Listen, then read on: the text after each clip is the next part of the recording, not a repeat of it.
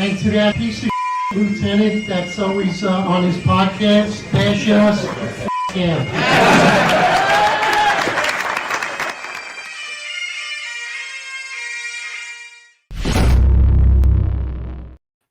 Right, we're live, baby.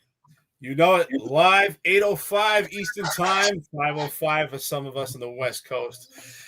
Brother, it's endless when it comes to news and police media. Here we are. Good morning, listeners, friends to the podcast. Already here, Hassan, brother, man, on fire.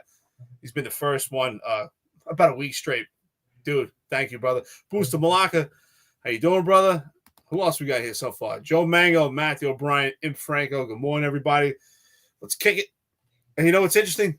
The title is great, man. We're talking about this article that came out. And listen, not that long ago, 2020, New York State, especially New York City, they wanted everybody wearing a face mask. And now we got New York police have made their first arrest under a new law banning face masks. Welcome to New York State. The wild state upside down makes zero sense. Oh yeah, they just wing it as they go. It's insane. So New York City, it used to be illegal to wear a mask, right? Other than on Halloween or for medical purposes or religious purposes, things of that nature. Other than that, we didn't allow people to wear masks. I vividly remember going to the West Indian Day Parade and telling people, put your mask on. And if they didn't, we locked them up. I vividly remember that. Juve, all that, put your mask down. You could have a party, but you can't cover your face, you know? And that was done for a lot of different reasons, for identification purposes, to not give people the idea that they're in a pack and they're covered and they're shielded, and, you know, the whole mob mentality and all that. So, you know, we could argue like the constitutionality of that or not. But I mean, I think when COVID hit, every single cop in New York City, I don't care if you're a left wing, I'm with Harris, or you were a Trump supporter, every cop said the same thing. Crime's going up. Crime's going up. How are we identifying these suspects? This is insane. And sure enough, not because any of us are mystics or because we're such intelligent creatures, it's crime went up significantly. And guess what? And what else? And what went down? Like case closures went down significantly, right? And then instead of doing this temporarily during COVID, what New York State did, Attorney General Letitia James, what she did was she actually got the law pulled off the books and celebrated it. She celebrated that no longer is it a crime to wear a mask in New York City. And she jumped up and down. And then as crime rose, nobody did anything. And then, you know, people like myself, Eric, a few other voices started putting pressure on the politicians. And then State Assemblyman Mike Riley put a bill out. And I think that bill got dead in the water. I don't think that bill ever even came to fruition at this point. And his was, you're not allowed to wear masks in groups. You're not allowed to gather and wear masks in groups, I believe. I believe that was the language in the bill.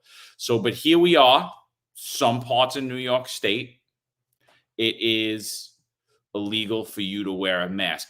Eric, what do you think about it? What do you think about it from a civil liberties standpoint? And then what do you think about it from like a police standpoint? I remember, you know, that was a great tool doing anti-crime. I think, if I'm right, John, I think it was actually a criminal court summons, right? I think it was a C summons wearing the mask. Am I right? Pretty sure. I think it was a misdemeanor, honestly. I'm not 100%. I know Mike Riley's law would have made it a misdemeanor. I don't remember what it was. Because again, we didn't really arrest people for it. You know what I mean? But it gave us probable cause for a stop and probable cause to make an arrest if we needed to. Obviously, summons in lieu of arrest. So I'm not really sure. I'm not. I'd be lying. Yeah, it's one of those things that we use. It's a pretextual stop, legal justifications that you could actually have an account that may lead to a firearm. Of course, same thing. I wasn't looking to lock anybody up for that, but a great tool, just like marijuana. I wasn't locking people up for marijuana, but another great tool to actually get to the legal firearms, a pretextual stop, legal justification to actually have those street encounters. So this is, again, this is like watching that show. Remember that show that was out a while ago, Ridiculousness? That's yep. New York State.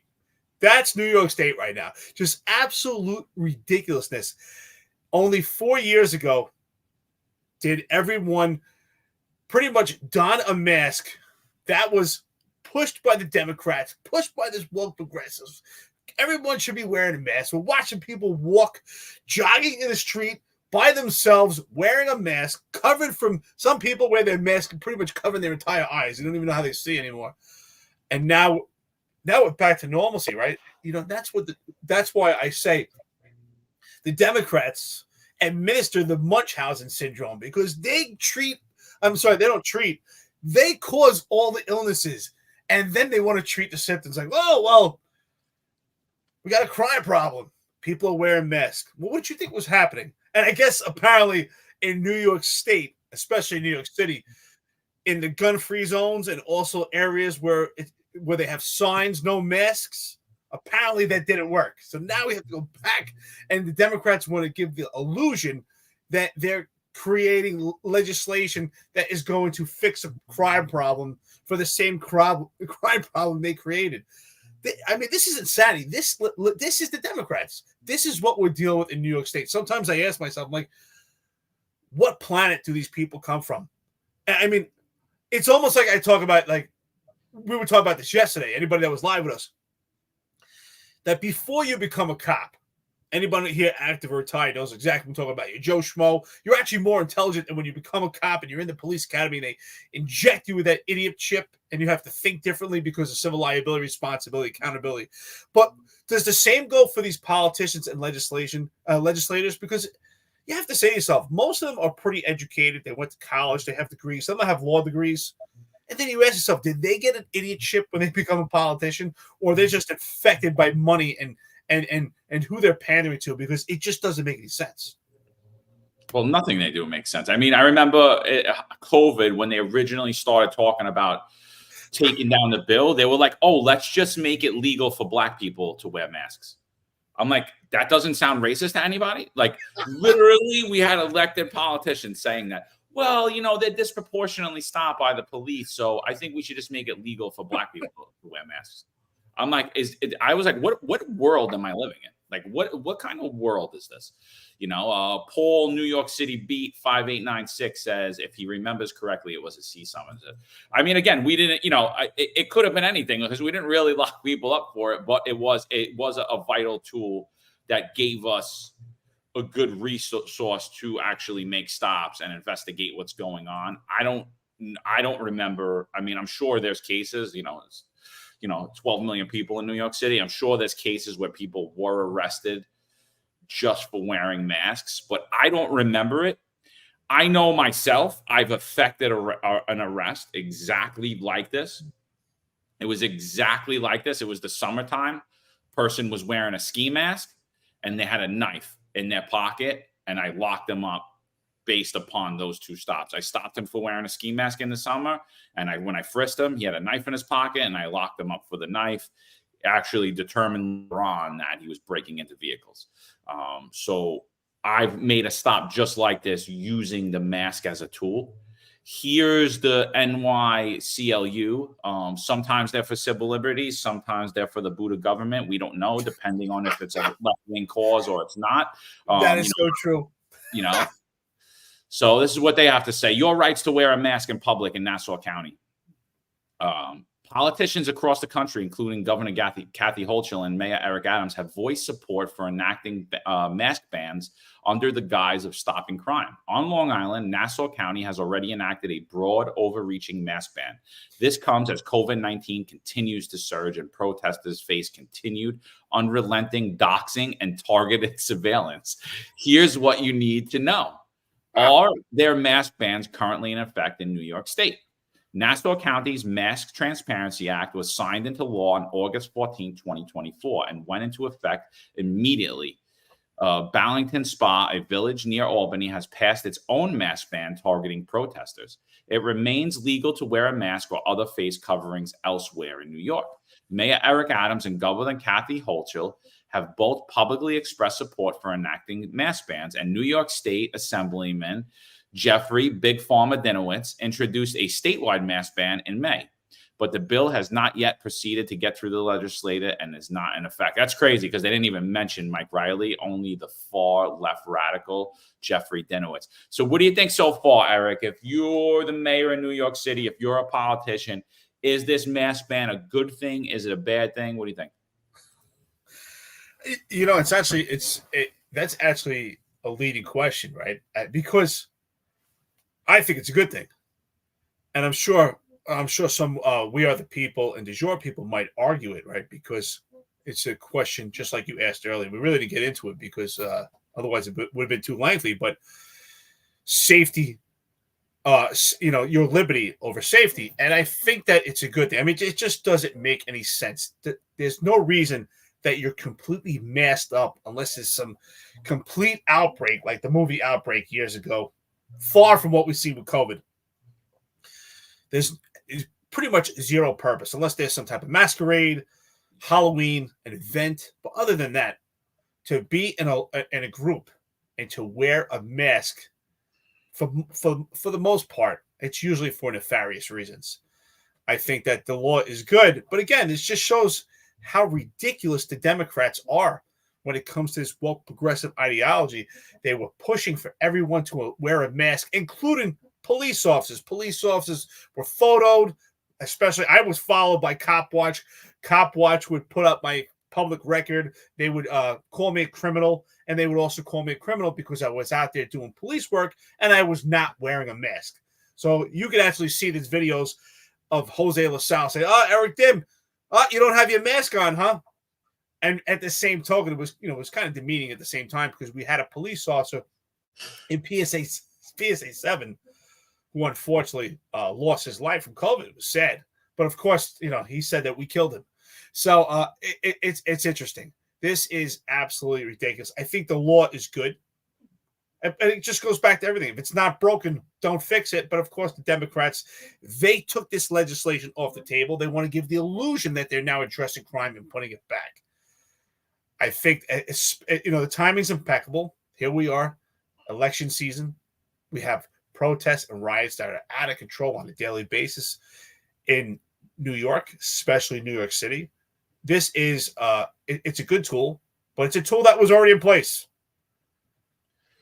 Yeah, I mean, and I think it was something that really wasn't used like the UF-250s. I don't think it was misused at all. Like I don't remember a time misusing it. I mean, Halloween people celebrated it. Sick people wore masks. If you were hospitalized, you wore a mask. If for religious reasons, I had a job one time, and I didn't know there was a sect of Judaism where they actually cover their entire body. The only thing you could see is their eyes. That's it. Like the whole thing. So I think people were on a bus traveling and they were afraid. They actually called 911. And I went there and I spoke to the woman, and one of the officers that was with me was familiar with the sect of Judaism. And he's like, no, he's like, she's not, and I was like, I've never encountered this before, and I was like, oh, all right. I was like, I just wanted to make sure everything was all right. And I left, and I was like, what do you want me to do? I mean, here's the sect in Judaism. They cover from head to toe. She's not doing anything wrong. She hasn't did it. She's not a danger to anyone. There's nothing we could do. Have a nice ride, have a nice ride. And I got off the bus and I left. It was a weird job that I had. But yeah, I mean, listen, I'm never gonna go with the fact of, oh, I'm gonna give up my liberty for safety. I'm never gonna go on that aspect. But this is not that. It's July 9th. It's July. It's 90 something degrees, and you're wearing a full ski mask. I mean, I don't care if it's illegal or it's not illegal. It should be a reason for a pretextual stop for the police to stop and question you. I mean, it should raise the suspicions of a police officer. And again, I don't want to ask police officers to do things that are going to put them in precarious situations either. So there has to be something on the book about this. There has to be something, and maybe it is. Maybe it shouldn't be a misdemeanor. Maybe it should just be a summonsable offense, right? So it's a fine. And again, is that a violation of the law? Yeah, absolutely. But I think more importantly is it gives the police officer the reason for a stop, for an actual stop to investigate what actually is taking place. Why is there a male walking around at 3 o'clock in the morning on a 95-degree night saying wearing a ski mask and creeping in and out of driveways. I'm going to say right now and then, or not creeping in and out of driveways, just walking down the block in the shadows with a ski mask on. I'm going to say any reasonable American is going to say, you know what, that's kind of suspicious, and I want the cops to investigate that. And so if we want the cops to investigate that, we have to give them the tools to investigate that under. Now, if your grandmother is walking down the block wearing a mask and there is some tool bag stopping her and saying how she's breaking the law, then that is an abuse of authority, and there should be penalties for that police officer. So there's got to be boundaries on the law. Obviously, if it comes to religious purposes, if it comes to things of that nature, those things should all be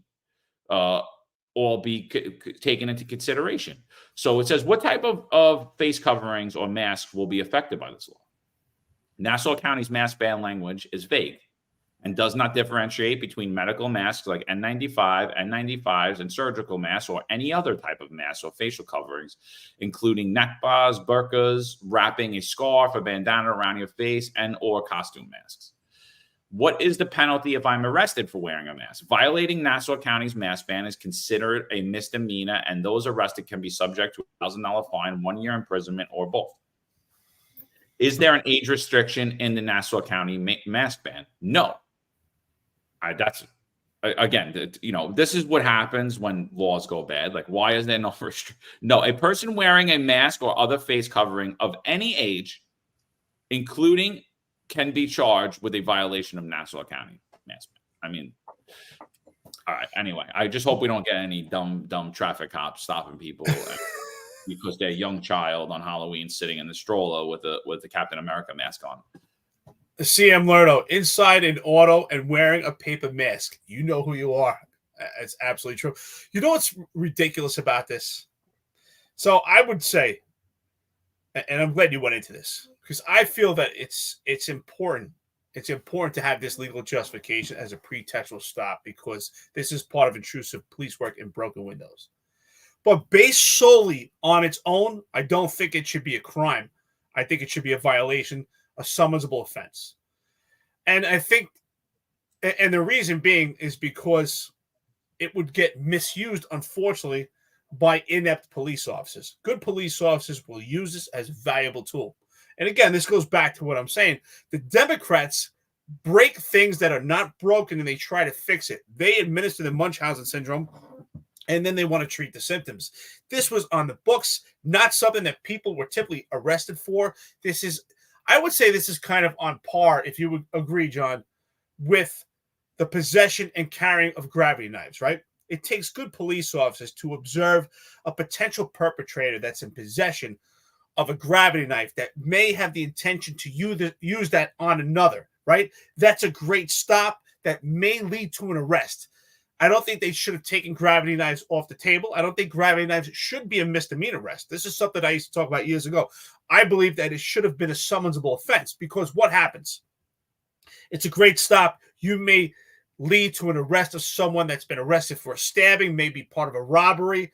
Maybe they actually have a firearm also on them as well. Great legal justification, pretextual stop. But what do we get, John? You and I spoke about this, and we've seen this throughout our career, and it takes good leadership to make sure it doesn't happen. We see construction workers walking home. They had a hard day's work, and they have a knife on them, and then some cop, the cop that you're talking about, the traffic cop, that looks for the soft, easy targets, that doesn't actually address the potential perpetrators to actually make an impact on crime, because that's an easy number, because they get quotas, and they target that person, and they make the arrest. And now we lose the trust. That is what we talk about. When people talk about mending community and mending police, that's where we lose the trust for law enforcement, because a stupid arrest like that's a stupid arrest. But unfortunately, that's what happens. So I believe that the mask should be a summonable offense, but it takes good police officers to actually look for what's suspicious.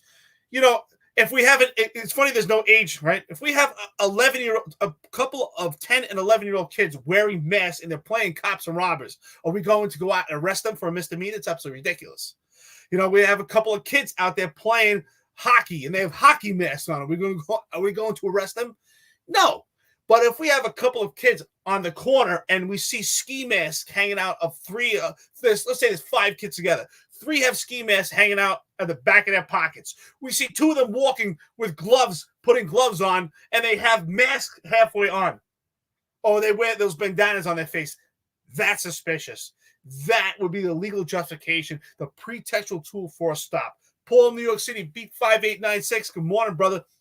It's simple. Someone wearing a mask in the early 90s got your antenna up. Instant follow if in anti-crime or street crime. Absolutely. It was just a matter of time before something happened. LOL.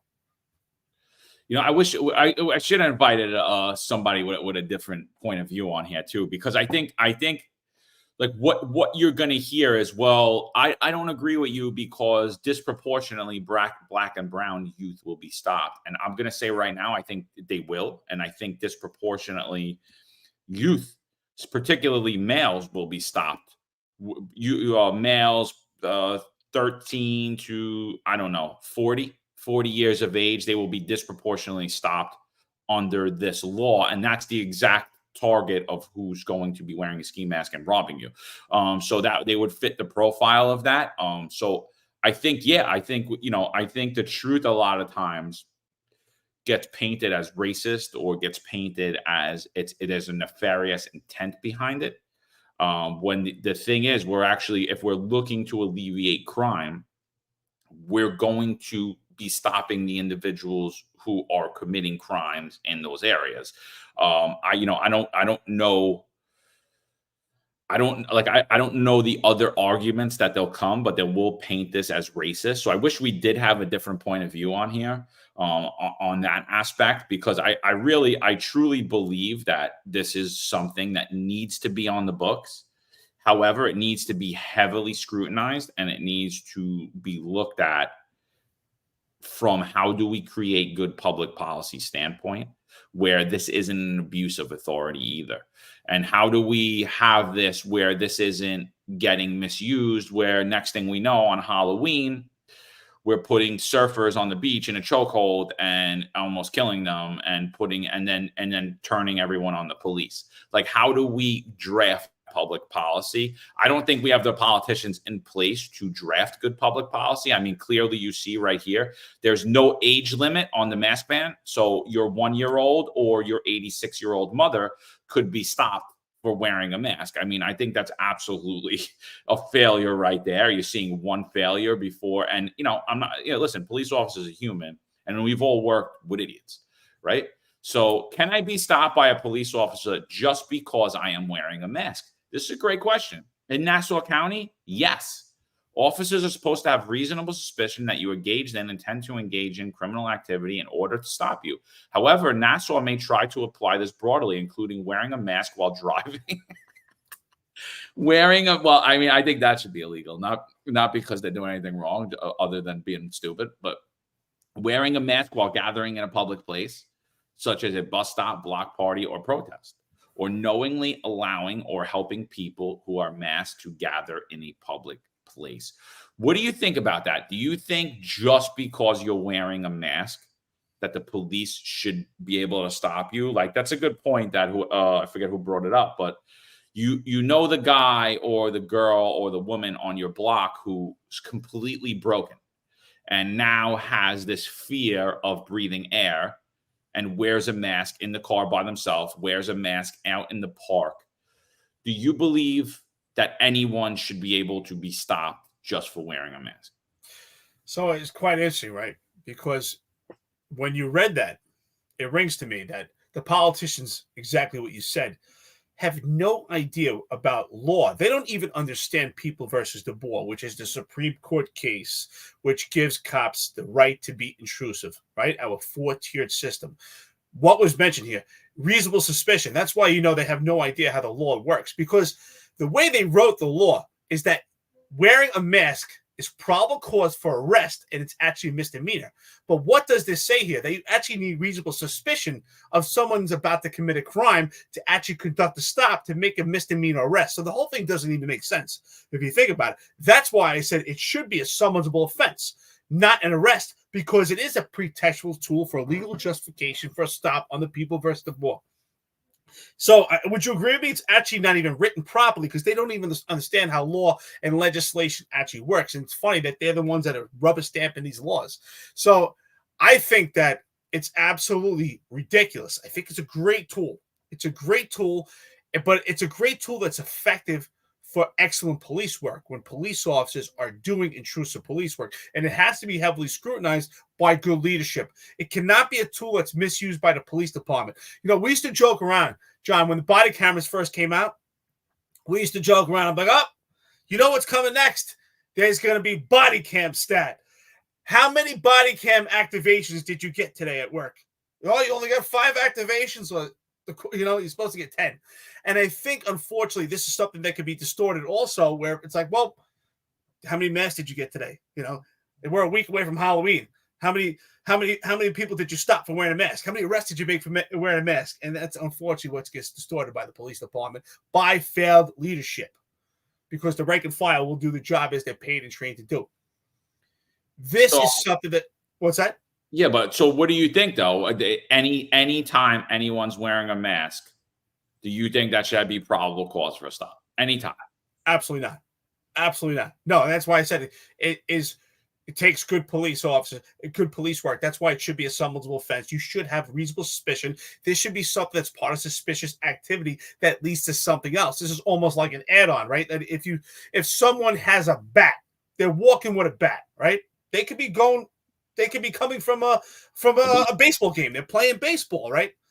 But if they commit a crime with that, and we have a 911 call, and we have information on someone that's suspicious, and you find them in possession of that bat, and you have reasonable suspicion, you now have that encounter. When you make that arrest because they assaulted someone, that bat is also now criminal possession of a weapon. And I think it's the same thing when it comes to these masks.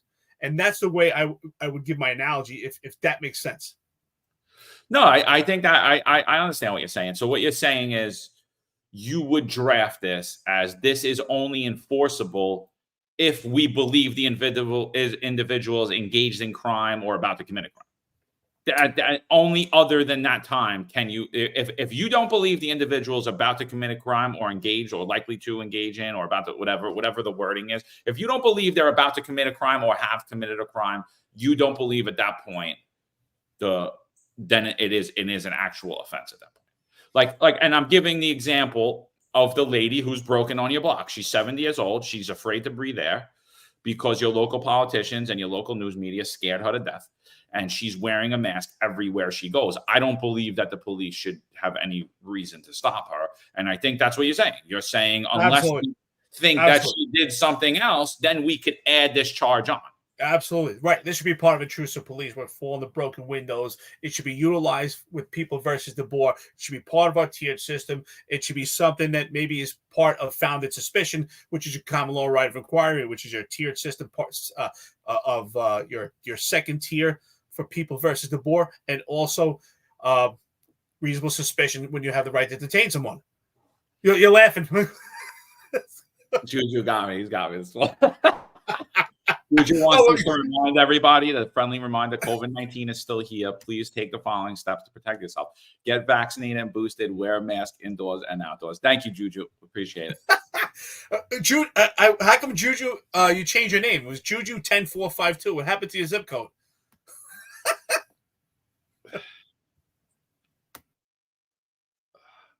So, but yeah, no, dude, I agree with you totally. I mean, I think that's just what I mean. That's the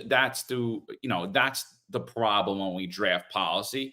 It has to be in place to protect the public. It has to be put in place so that it's not misused, but it has to be in place that it's effective as well. And I don't think people are thinking around things. They're just like, you know what, we got a problem with people wearing masks. Let's just make it illegal again. Let's just make it illegal again. It's like, wait, what? So now it's illegal for my 2-year-old that's on a Halloween? It's illegal then at that time? It's illegal for my 86-year-old mother who's about to go to the doctor's office and watches Fox or CNBC or MSNBC and now wears this mask everywhere she goes? It's illegal for her? I mean, that's ridiculous. It's stupid law. You're in charge. You're who elects these people? Who elects these people that write legislation like this? I mean, this is so. Can I be stopped? All right, we did that one. Do I have to remove my face covering if an officer asks me to? Police cannot force you to take off your mask unless you are stopped in a vehicle or they have reasonable suspicion that you are engaging in or intend to engage in a criminal activity in Nassau County. I think that makes sense. You have to remove your mask just so we can identify you quickly, check your license. And other than that, unless you're involved in criminal activity, I think that makes sense to me. What about you, Eric? Oh, absolutely. I mean, even if you go to a concert or you go somewhere to a private business and you're wearing a mask, if you're one of these people that you want to wear a mask, if you're getting ID'd or going through a metal detector, they'll ask you to remove your mask for a moment so they can actually identify who you are. Absolutely, for identification purposes, you should remove your mask. Let's be honest. I mean, when it was COVID time, I remember, guys, they would laugh because, the single guys, they're trying to pick up women. And the mask did a lot of people justice. There were some women out there that they looked amazing with the mask on. But when the mask was removed, it was like, whoa, you didn't know you had teeth like Chewbacca.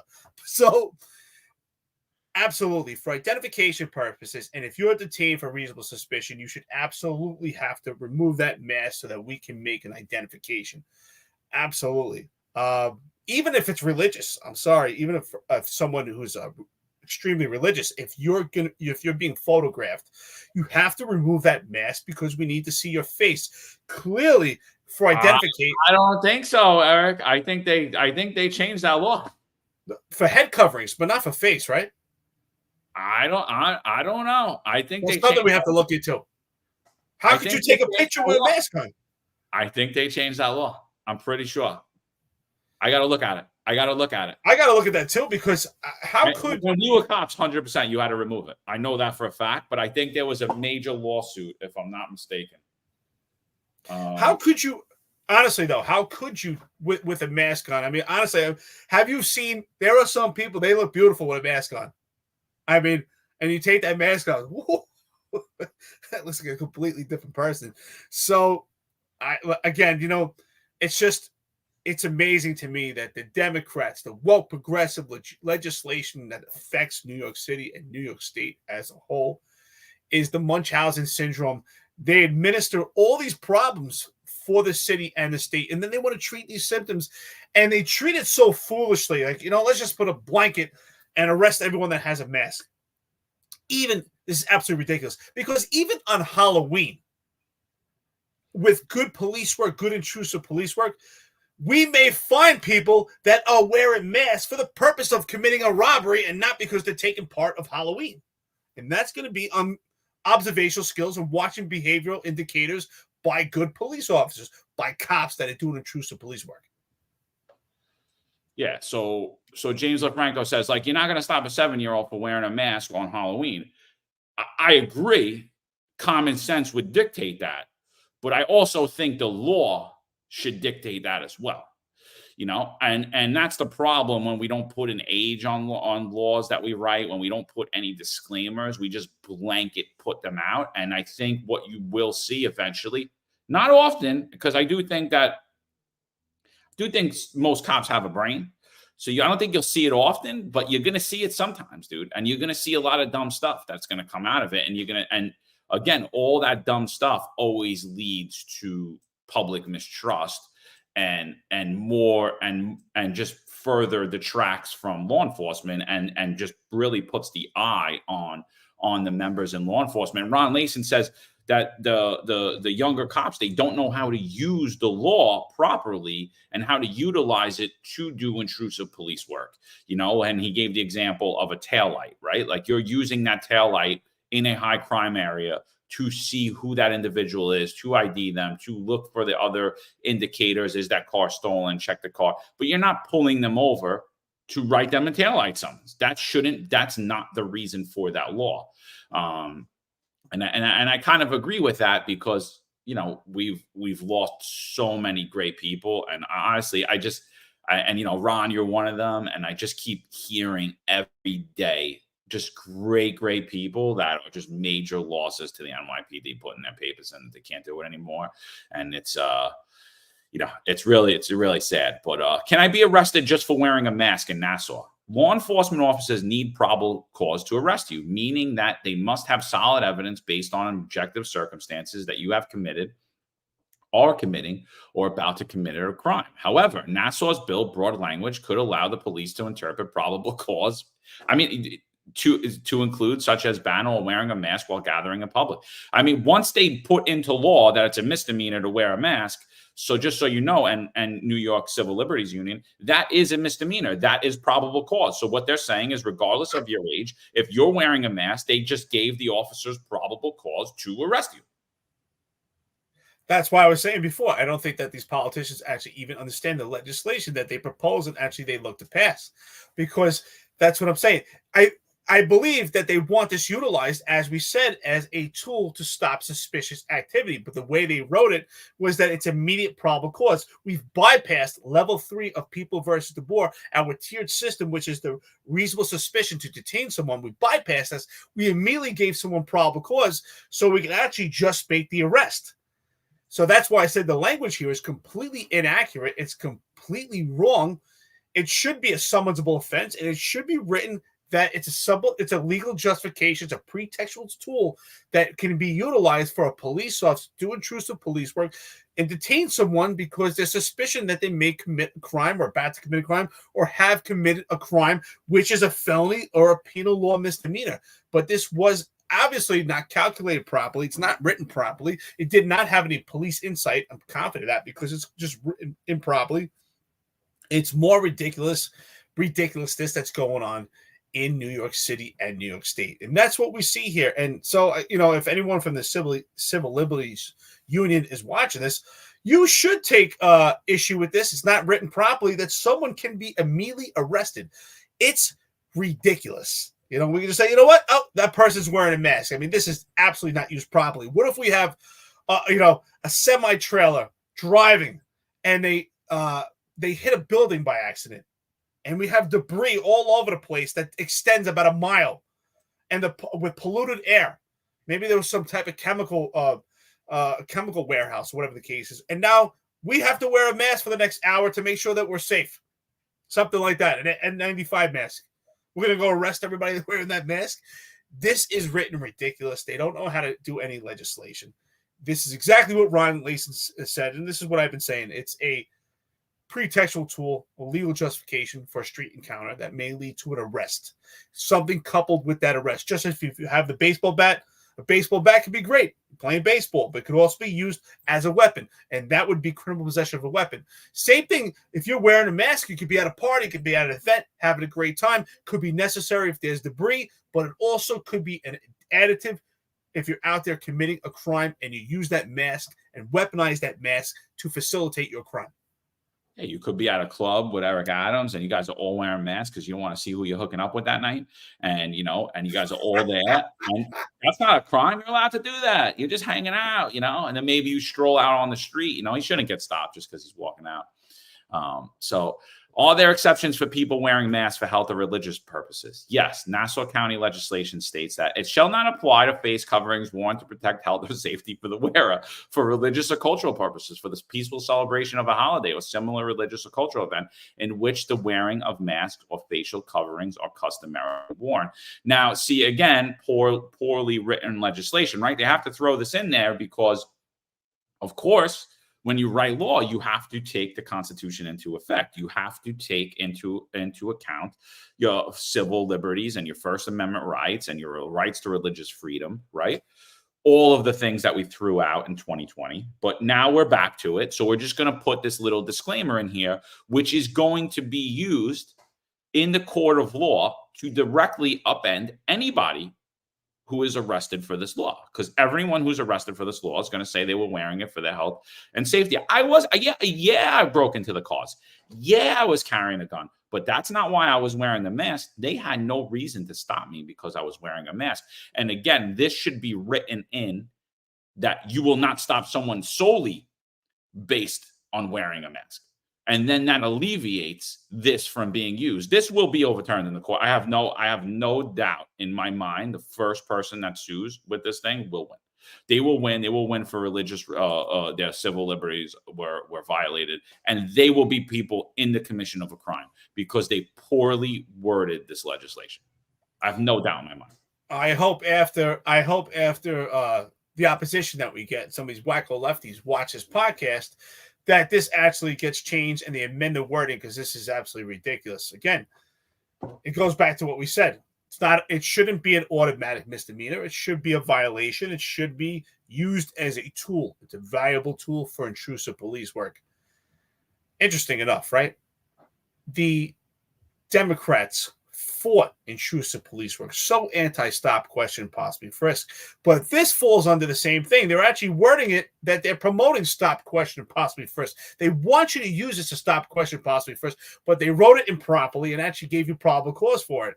So it's absolutely ridiculous. It would take extreme amount of scrutiny. And if you're going to write a law, the law has to be specific and written properly. Again, I just want to reiterate, I do believe it should be a summonsable offense. It should be supplemental and additive to when a crime is actually committed for the purposes of probable cause, and should be used as a tool for intrusive police work. It's a great tool. I've had numerous times, like I said, you have several guys on a corner. You see mask hanging in their pocket, one guy wearing the mask. You're going to make that observation and start to do your surveillance. And, at some point, you may make the encounter, and maybe during that stop, you retrieve an illegal firearm, and you may have grabbed 3 perpetrators that had the intention of committing a crime. So that would be good police work. Again, just written by fools, written by people that suffer from the Dunning-Kruger effect, that have no business making any laws concrete because they don't understand it themselves. Yeah, no, I agree, dude. So listen to this. I just caught this one. I should have finished reading this because this is hysterical. The health and safety exception applies only to those who are masking to protect their own health and safety, and does not apply to Juju or those who wear a mask solely to protect others. For example, someone who wears a mask for the sole purpose of protecting a family member who is immunocompromised from exposure to illness is not legally permitted to wear a mask in public under Nassau County's mask ban. It also does not allow those who are sick with a cold or a flu, for example, and may be contagious to wear a mask to protect others and prevent the spread. Law enforcement must respect the religious practice of everyone they come in contact with. If you wear a niqab or burqa, and I apologize for saying that wrong, I don't know how to pronounce that, you should not be required to remove your religious garb unless absolutely necessary. For instance, should you be arrested, law enforcement can mandate your face is encumbered if your photograph must be taken. If you are made to remove your niqab or burqa, you can request that you are able to do so in a private room with female officers. That's what it was. And where male officers are not present. Currently, Nassau does not have codified policies governing how law enforcement must engage with people wearing religious garments, such as niqabs or burqas, and decisions about religious head and face coverings are left to the discretion of the police department and sheriff's office so that their individual officers can be sued. Great job, Nassau. Hey, Marlon, good morning, brother. Great comment here. Laws like this merely give progressives a platform to rally anti-police supporters and to push laws that hurt actual policing. Spot on, especially the impeccable timing that it's election season that we've come upon this law here. I mean, this law, I think we've cracked the code right here. It just has so many holes in it. It's a great idea. But it's an idea we already had. It was an idea. It was a tool that we already had. But, of course, the Democrats want to tear it down and try to re-engineer and reinvent the wheel when the wheel and the spokes were already there. Munchausen syndrome. This is ridiculous. We already have the tools on the books. Just let police officers do intrusive police work, and that's the key to safety. Intrusive police work. Let police officers who see things that others don't see do their job just as we would on a normal day of Halloween.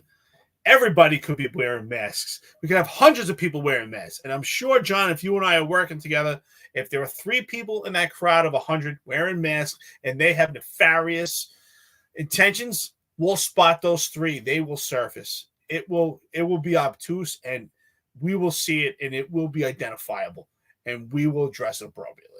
Because we will use what works, and it's called profiling. So profiling works for those. That's another quote from the Finest Unfiltered. That's a good shirt. Profiling works. I think we should do that. Hashtag profiling works. Because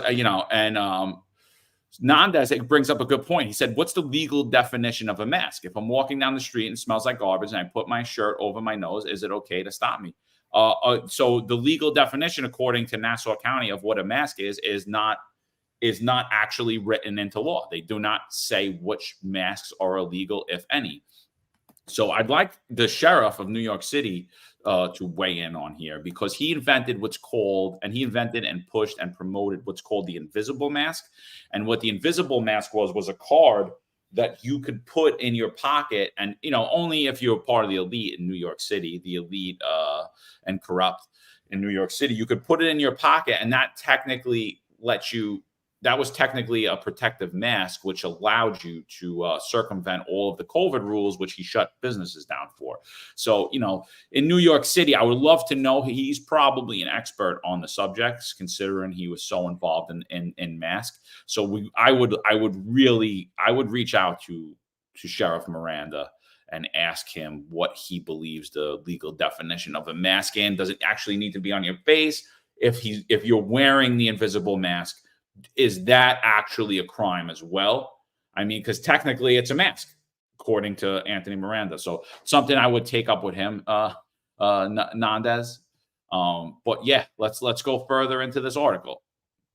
Can I fight back against mask? How can I fight back against mask ban? Disability rights, Mask Block Long Island, Jews for Mask Rights, COVID Advocacy Council on Islamic Religious Relations, Find Your Mask, Mask Together, Take Action, blah, blah, blah, blah, blah. Okay. So that's what the New York Civil Liberties Unit, they're not too well versed in the law, obviously, either. So, I mean, there's another problem. You have the people pushing back against the law that don't even know how to correctly interpret it. So, I mean, you got legislators making law that not well written, and then you have groups who are fighting against the law who don't understand the law that people wrote. And then you have New York State. It's sad. It's sad that this actually has to be a law. It's sad that this actually has to be written, because it shouldn't just be common sense that some people wear masks because they're emotionally disturbed. Some people wear masks because they have an illness. Some people wear masks because there's debris, something happened.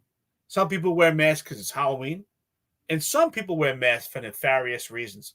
And that's the beauty about the human element of a police officer, is they make those observational skills to determine, you know what? I see two guys walking down the street and they're wearing masks right now. Or like Ron Layson said, I think that's a great point. They're not wearing masks, but they're crouched up. Their posture has changed. They're covering their face. They're looking around. It looks suspicious to me. So in reality, does this even need to be a law?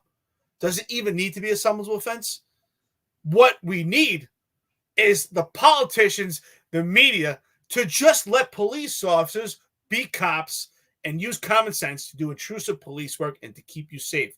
We don't need idiocracy. We don't need stupid laws. We just need good police work that gets supported by media, politicians, and the justice system. 100%. Corn Pop says, if I can't wear a gun to protect myself, then they can't wear a mask, period. Rights are rights. Corn Pop, I won't disagree with you there at all. But I got to say, I think the law has to be written properly. And I think if we're going to put laws in place, I hate to just blanket things. I think it's stupid. And I think what you're going to see is nefarious actors win money because of this law. They're going to say they were discriminated against. Because I was wearing it for my safety. I wasn't wearing it for your safety. I was wearing it for my safety. Because he was wearing it for your safety, then you could stop him. But if he's wearing it for his safety, then it's okay. Then right? Because what happens if the original stop's bad on an arrest, Eric? What happens if the original stop is bad? I stop you for something that the court says that I had no probable cause to stop you. And you stopped me for wearing a mask, but I was just wearing a mask to protect myself. search incident to lawful arrest of me wearing that mask, you find a loaded firearm at me that has 5 bodies on it, and I confess to 5 murders. What happens to that arrest, the original stop, and all of the evidence after that? We know it's our active and retired cops, NYPD, fruits of a poisonous tree. Any cop knows that case, even throughout the entire country, is getting thrown out. Again, I mean, we're really crossing hairs right here at this point. You could say anything. Oh, yeah, exactly. So what if you are wearing a mask? You know, I'm wearing a mask for my own health, for my own safety. But, halfway through the day, I decided to commit a robbery. But I wasn't wearing the mask to commit the robbery. I wore the mask for my safety. This is completely separate. It just happens to be I'm wearing the mask when I commit the robbery. But the mask is something separate. The mask has nothing to do with that. So you violated my civil rights. And that's where I think, unfortunately, I think that's where I had. It just shows this is just complete stupidity. Do we really need laws written down for every little thing? What happened to just normal common sense? That's what I'm saying. Just common sense. Just people being sensical. Like, okay, there's 3 people standing on the corner wearing masks. It's they're walking to the West Indian Parade. Okay, they're going to have a good time. But there could be 3 people on the corner wearing masks for nefarious reasons. And that's why it takes good police work to make those observations, or just some citizen that made the observation like, wait a minute, I don't like the way those 3 guys look. And you know what? We don't even need those masks. That's why we need the trust. We need the community to trust the police officers. We need legislation. We need politicians, everyone to support police officers. Because if they see 3 males stand on the corner and something isn't right, and they're watching suspicious behavior, and they say they end up stopping and have an encounter with 3 potential perpetrators on the street and retrieve illegal firearms, when they indicate those behavioral indicators to the district attorney's office, they should draw up that case. But what happens? They don't draw up that case many times because they say the legal ramifications were not met. No, you did not have reasonable suspicion. And I would argue this, and I would say this all the time, and it kind of falls with this mess. The only one that can ever tell you that you had a reasonable suspicion or not is you yourself. How could a district attorney tell you that what you saw or what you heard is not true? That's absolutely ridiculous. Well, and it goes to the same thing of the religious, or because you were wearing the mask to protect yourself. Who could say that you weren't wearing it for a religious purpose, and who could say you weren't wearing it to protect yourself? Nobody. I committed the crime. Yeah, no problem. I committed the crime. I was looking to break into cars. I had a gun and I was about to do it. But that's not why he stopped me. He stopped me because I was wearing a mask, and I was wearing those masks for whatever. That case is getting thrown out. I guarantee it. I mean, it's the same thing with the profiling allegation, right? Profiling allegation for the NYPD. You call up the NYPD, stops you, and I pushed back a lot when they were creating this profiling allegation. I was in internal affairs at the time, and they had told me about the profiling allegation and I said to the chief at the time, and at this time, marijuana was illegal. And I said, okay, I'm going to give you the scenario. Here's the scenario you're presenting to me. Here's the scenario. I was smoking marijuana when the cop stopped me. But that's not why he stopped. He stopped me because I'm Italian. He stopped me because I'm married. He stopped me because I'm a New Jersey resident. He stopped me because I'm white. He stopped me because I'm black. He stopped me because I'm Jewish. And guess what the NYPD police officer has on his record for the rest of his life? Profiling allegation. And that's what's happening in New York City and in New York State, because things are poorly written. And I think that this legislation is poorly written. But I also, at the same time, think that when you see someone lurking in the middle of the night wearing a mask, that should raise up an officer's suspicion to the point where they should be able to conduct an investigation at that point, not necessarily take enforcement action. They should be able to conduct an investigation. However, again, if my 86-year-old mother's walking down the block at 2 o'clock in the morning because she left the Christmas Eve party late or whatever it may be. She likes to go for walks at 2:00 in the morning, whatever it is. Should she be able to be stopped by the police? Absolutely not. Absolutely not. And Juju says that he thinks that John and Eric thinks racial profiling works. He hates to break it to you. It doesn't. We said profile, which is a criminal profile. Your race is a part of that profile, whether you like it or not. That is the truth. Whoever is committing that crime, you will fit into the profile of who the bad actor is. End the story. Is this the same Juju? Because the other one was Juju 10452. Is this a different Juju? Do you have a meeting today at One Police Plaza and you couldn't make this and another Juju had to step in? Well, your thoughts are really important also, Juju. We appreciate it. And exactly what John said. We said profiling. We didn't say racial profiling. You interjected, infected that statement with racial profiling. But whatever. We're on to something more important than your nonsense. So, again, it comes down to what I said. I said this earlier, and I really believe that. Does this even need to be a law? I think not. We just need the police officers need support. It makes sense. If there's someone walking at 3 a.m. behind buildings, looking at stores and they have masks on, they're up to no good. I had this experience once. I was working on the Lower East Side, and it was just pure luck. It was at 100 Pitt Street. Anybody knows that location? I know we had people here yesterday who were from the Lower East Side. It was 100 Pitt Street. It was housing in the Lower East Side.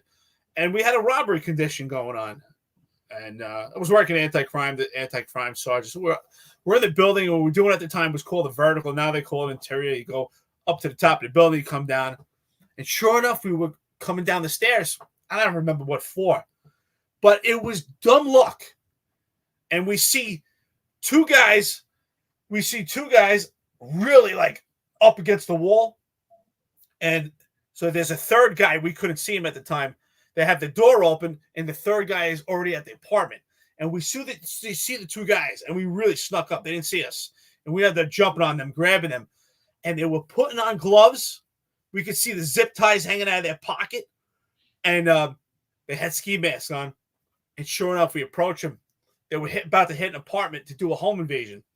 So, I mean, it was pure dumb luck. We just literally walked into it. But again, they had masks. Do we need a law to say that they were wearing those masks to commit their home invasion? Absolutely not.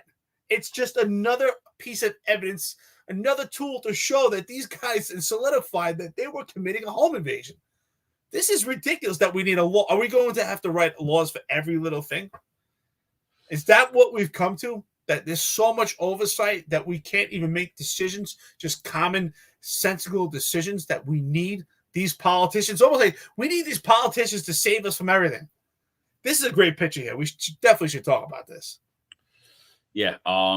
Shitty13 says Shitheel 13 says, I expect more pullovers on my motorcycle when the weather turns colder wearing a baklava. It's a good point. I mean, we talk about that a lot, like when police go after easy targets and how laws could be misused. I mean, motorcycle wearers, they will wear masks. Sometimes they'll wear bandanas to cover their face to stop any debris from hitting their face, because some motorcycle wearers have a fully covered face helmet, and some of them only have half the face covered. So then they cover their mouth with other things to stop bugs or things from flying in, or even just to protect themselves from the cold weather, so they're not getting frostbite while they're on their motorcycle. So could it be misused? Absolutely, it could be misused. I mean, according to this law right now, I'm going to say that just wearing a motorcycle helmet is covering your face and gives the police officer probable cause to stop you. Because again, they did not identify what a mask is. So I think that's a great point that you brought up. And again, I think it's poorly written legislation of people that don't really care. It's always that sounds like a great idea. Let's do it, chief. And there's no thought around the subject, how it could be misused, how it could be mistreated, how it could be used for nefarious reasons from the criminal against the people using it to enforce actual law. They want to always give us the impression that they're the people that are going to keep us safe, when again, they created the problem. And I agree with Eric, when we go back in time to when mask wearing was illegal in New York State, I don't recall an incident where I saw it misused once. So, and I think that they created this entire problem, and now everyone wears a mask. Look at this kid. This is the article that comes out. This is the first arrest in police in suburban New York County have made their first arrest under a new law banning face masks. Police in the suburbs of New York City made the first arrest under a new law banning face masks, official announced Tuesday. Nassau County Police say officers on Sunday night responded to a report of a suspicious person on a street near Levittown and Hicksville Town, about 30 miles east of Manhattan. They found Weslin Omar Ramirez Castillo wearing a black clothing and a black ski mask that covered his face except for his eyes. The department said the 18-year-old resident displayed, I'm going to push back on that resident. I don't know if that's accurate. I think he might be an illegal alien. I'm not 100% sure, but I'm pretty sure I read that elsewhere. Displayed other suspicious behavior, including attempting to conceal a large bulge in his waistband and refusing to comply with the officer's commands. Officers said the bulge turned out to be a 4-inch knife. Ramirez Castillo was placed under arrest without further incident. He was arraigned Monday in Nassau County District Court in Hempstead on misdemeanor charges of criminal possession of weapon, OGA, according to a Nassau District County and Donnelly. So he actually wasn't charged with the mask man, right? Because Lieutenant Scott Saricki, a police department spokesman, said Ramirez Castillo will also be facing a misdemeanor. Oh, okay, he will, for the violation of the mask law in the coming days. Oh, they didn't charge it with him in the coming days. So they didn't charge it with him. The original was right. What do you think about that? Well, I mean, the whole thing's a joke, right?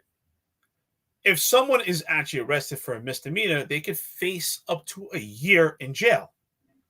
Up to a year in jail. So based on, are we just going to go out there and arrest people just because they have a mask? Oh, you got a mask on, you're going to face up to a year in jail for that mask. Just more ridiculous. This just proves that this does not have to be documented as a law. This is great police work. They saw what we believe is an illegal alien. I'm pretty sure that this perpetrator is an illegal alien. I don't have that 100%, but I would, if I was a betting man, I would bet on a legal alien. So if that's the case, this military-age male was in possession of a large knife. So it's great police work. It was intrusive police work. They used this pretextual stop as a legal justification, which led to an arrest. I just like to add this, though. And let's, I don't want to give Juju more airtime. Juju, I don't know if you're still here, if you're busy at One Police Plaza. If you had to go to the second floor. But if you're still here, you mentioned racial profiling. Now, this particular perpetrator happens to be Hispanic. But I've known plenty of people in my lifetime that are black, that are very light-skinned, could be easily mistaken for Hispanic. Based on that picture, John, can you go back to that picture?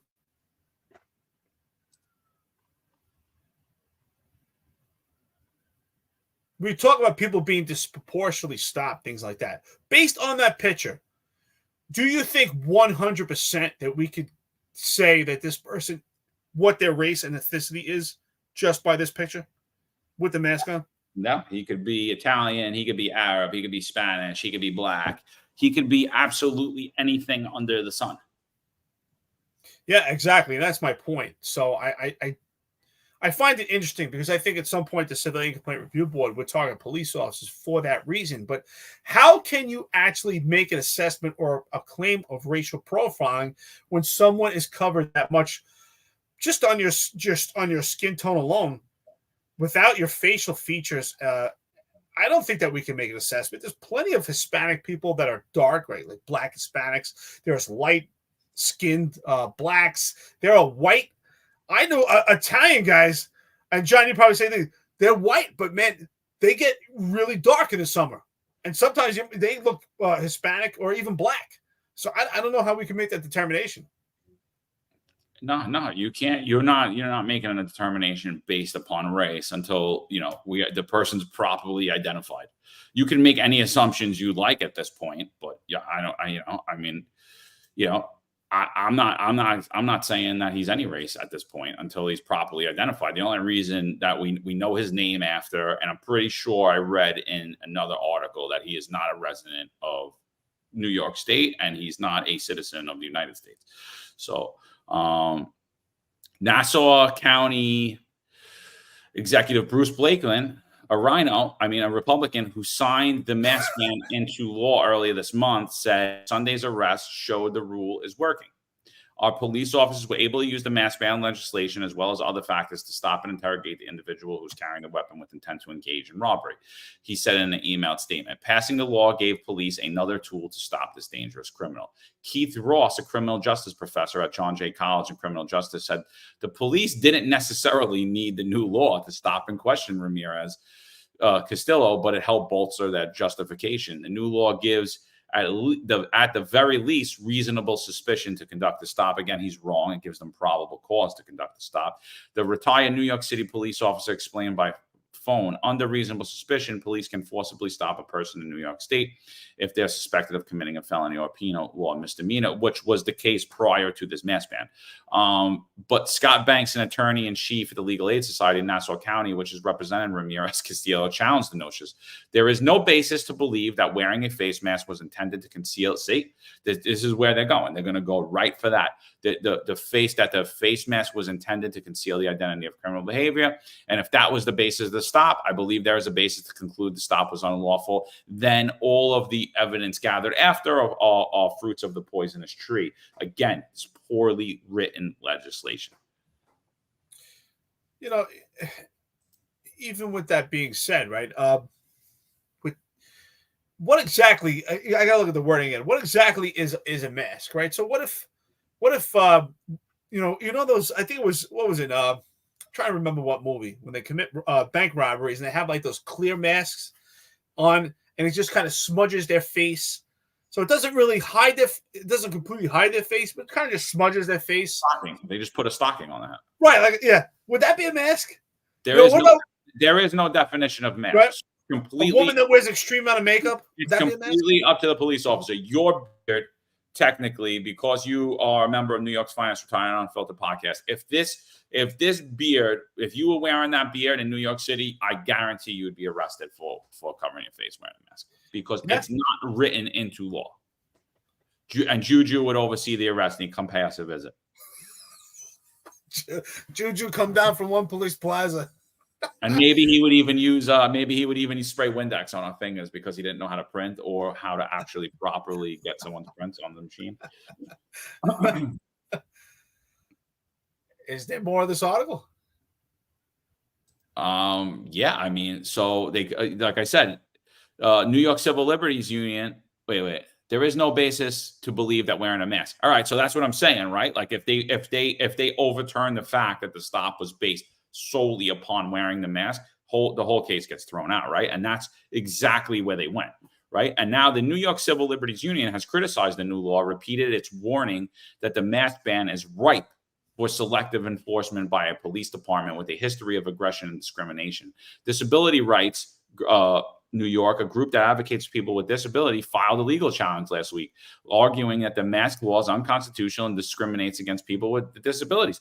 It's getting overturned. I'm telling you, this is so poorly written. The Mass Transparency Act was approved by the Republican-controlled legislature, and in response to anti-Semitic incidents often perpetrated by those in mass since the October 7 Israeli-Hamas war. The law makes it misdemeanor, punishable up to a year in jail, a $1,000 fine for anyone in the law in Nassau to wear a face covering to hide the identity in public. It exempts people who wear masks for health, safety, religious, and cultural purposes, or the peaceful celebration of a holiday or similar or religious or cultural events which mask or facial covers are customarily worn. And I get that is written there, but it can be used misproperly against all of those people. And that's why it will be overturned, because it was completely written so poorly. And again, these Long Island Republicans, I mean, they're no better than the Staten Island Republicans. Let's get, they're not even Republicans. These people don't even know. The same that the hate speech law that who was that idiot? Mike Lawler, and the other idiot, the kid that was a cop, Anthony whatever, DeStefano, I can't remember his name, but they're both members of Congress. They actually passed a law that banned the New Testament. And they don't even know they did it. When I reached out to them, they're like, Trump supported it. I'm like, I don't know if he supported it or not, but if he did, he's an idiot. You guys banned the New Testament. I don't care.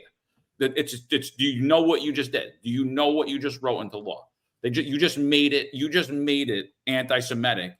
Or every statement in the Bible that says that the Jews killed Jesus, you just made anti-Semitic. You just made it illegal for my religion and your religion too.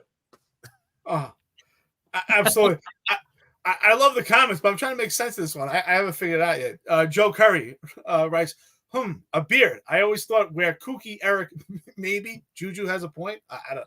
I'm just trying to figure out what it means, but okay. Anyway, yeah. Listen, I think we really debunked that this law is absolutely, first of all, unnecessary, not needed, and even with that, it's just overdone. It's written improperly. If anything, it distorts anything. It causes more issues actually putting this law on the books than we have right now. Just goes back to what we said. We need more trust and support for police officers. Ron Layson writes this, and he's right. But unfortunately, we don't get support. And where is it? Where is this comment? Let me go back to it. The cops couldn't articulate his suspicious behavior, blading away from cop, large bulge in his pants.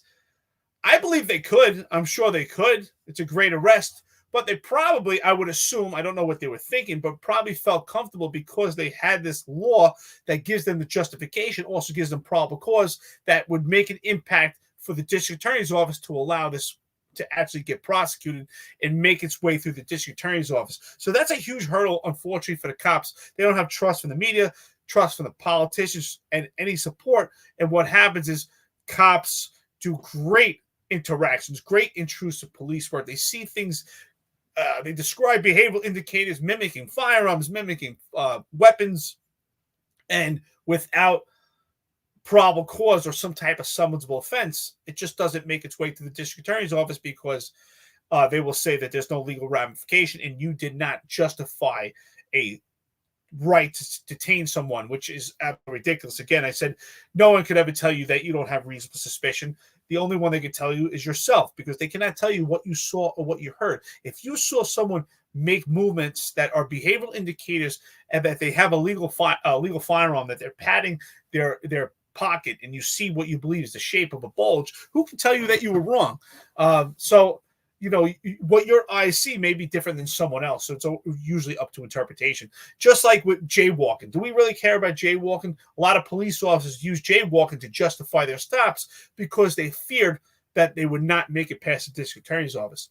Because unfortunately, there's no support, and the word of mouth from a police officer is not good enough. And that was always the argument with body cameras, because the body camera will not catch the entire interaction and what behavioral indicators, those subtle movements that you see, or you might be faced in a different way than that actual body camera. So it's not reflective of your actual stop and your street encounter. Yeah. And Boots Malacca says, in other words, the Nassau County DA is skeptical about the mask law, that it will get tossed, and that's why he didn't charge it. I'm gonna agree with you totally. I mean, I didn't even know that they didn't actually even charge it. So the article's actually wrong. Right? He was stopped for it. They're touting it of how successful it was, but the DA didn't even charge it. I mean, and just me, I have no legal background other than being a police officer and enforcing the law. And I'm reading it and I'm saying this law is definitely getting lost. And I'll bet anybody on here money. So if anybody wants, hit me up in the DMs. So yeah, I'm with you, dude. I think that at the end of the day, you know, I always used minor crimes to get bigger things. People tout the Staten Island district attorneys as they're great, and they never were. So when I was drawing up arrests, I had numerous incidents where I could sit here and I'm not going to go into long-winded arrest stories that I have. Do it one day, but they never wanted to draw any of them up. Any arrest based on my observation was never any good. Right? I would fight tooth and nail. I'd have to get the borough chief involved. I'd have to get the person who's in charge of Staten Island to get the case drawn up. And that was only because I fought. Most people would have never did what I did. I would go and I would take it all the way to the end. I was like, I'm not signing it. I'm not signing it. You're lying. I would fight for 2 days to get a collar drawn up. And like, they would never draw up based on a police officer's observation. Basically, they treated us as if we were liars. And that was way over 10 years ago that this was happening. Now I'm sure it's even worse. So I do agree that I think the cops do need tools, and that's what I would use. I would use minor crimes such as marijuana to create probable cause to get myself into having the ability to search vehicles and search people to stop and solve major crimes. And that's something that I think that they're on the right path with. with this legislation, but they got smart enough. Yeah, like you said, I think the intentions are there. They have the ideology, but it's completely written wrong.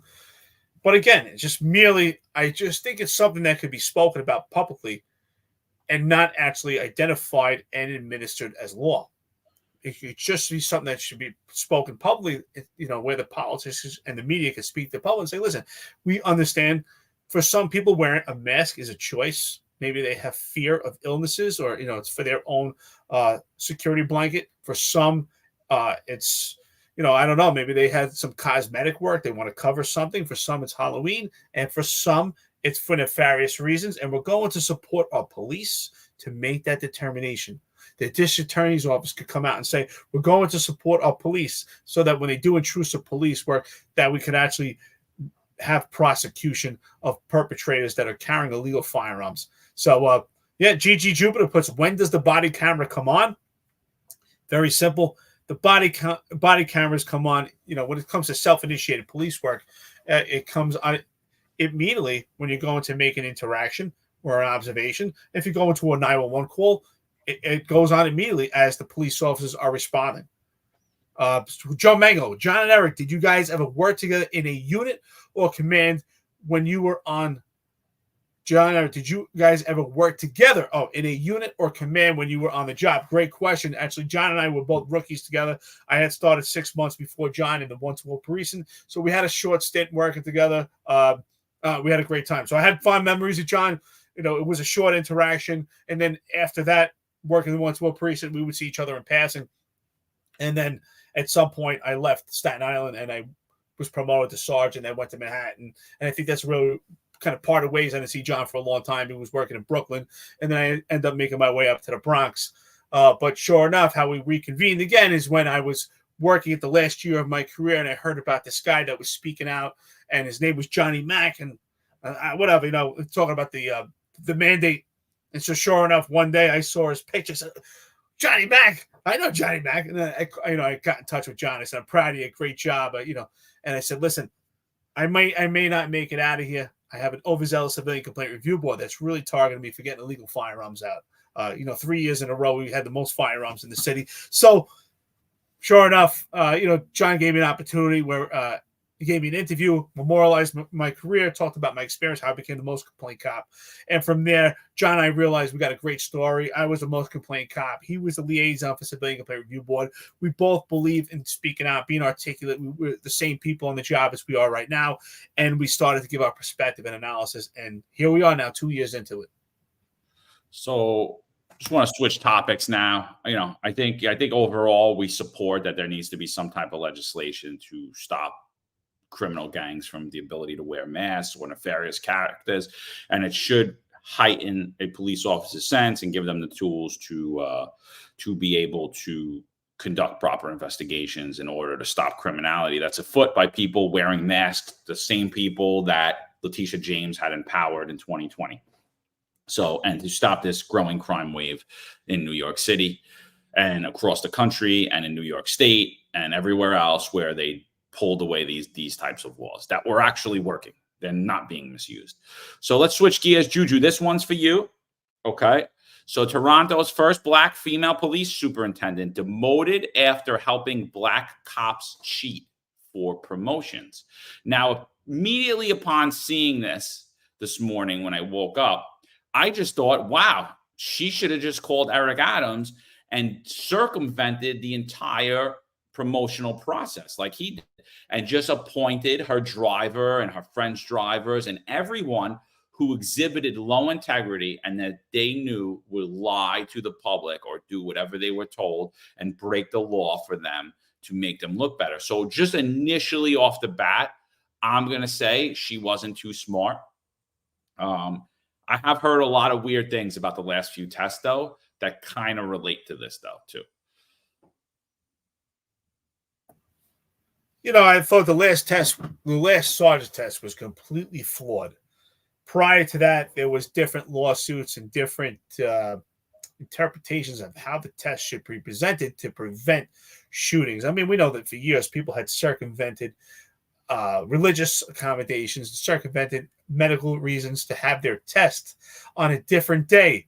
But unfortunately, people talk, it's human nature, and the answers and questions became knowledgeable to everyone. And a majority of those people that took the test at a later date for religious reasons or medical or even some military were getting much higher scores.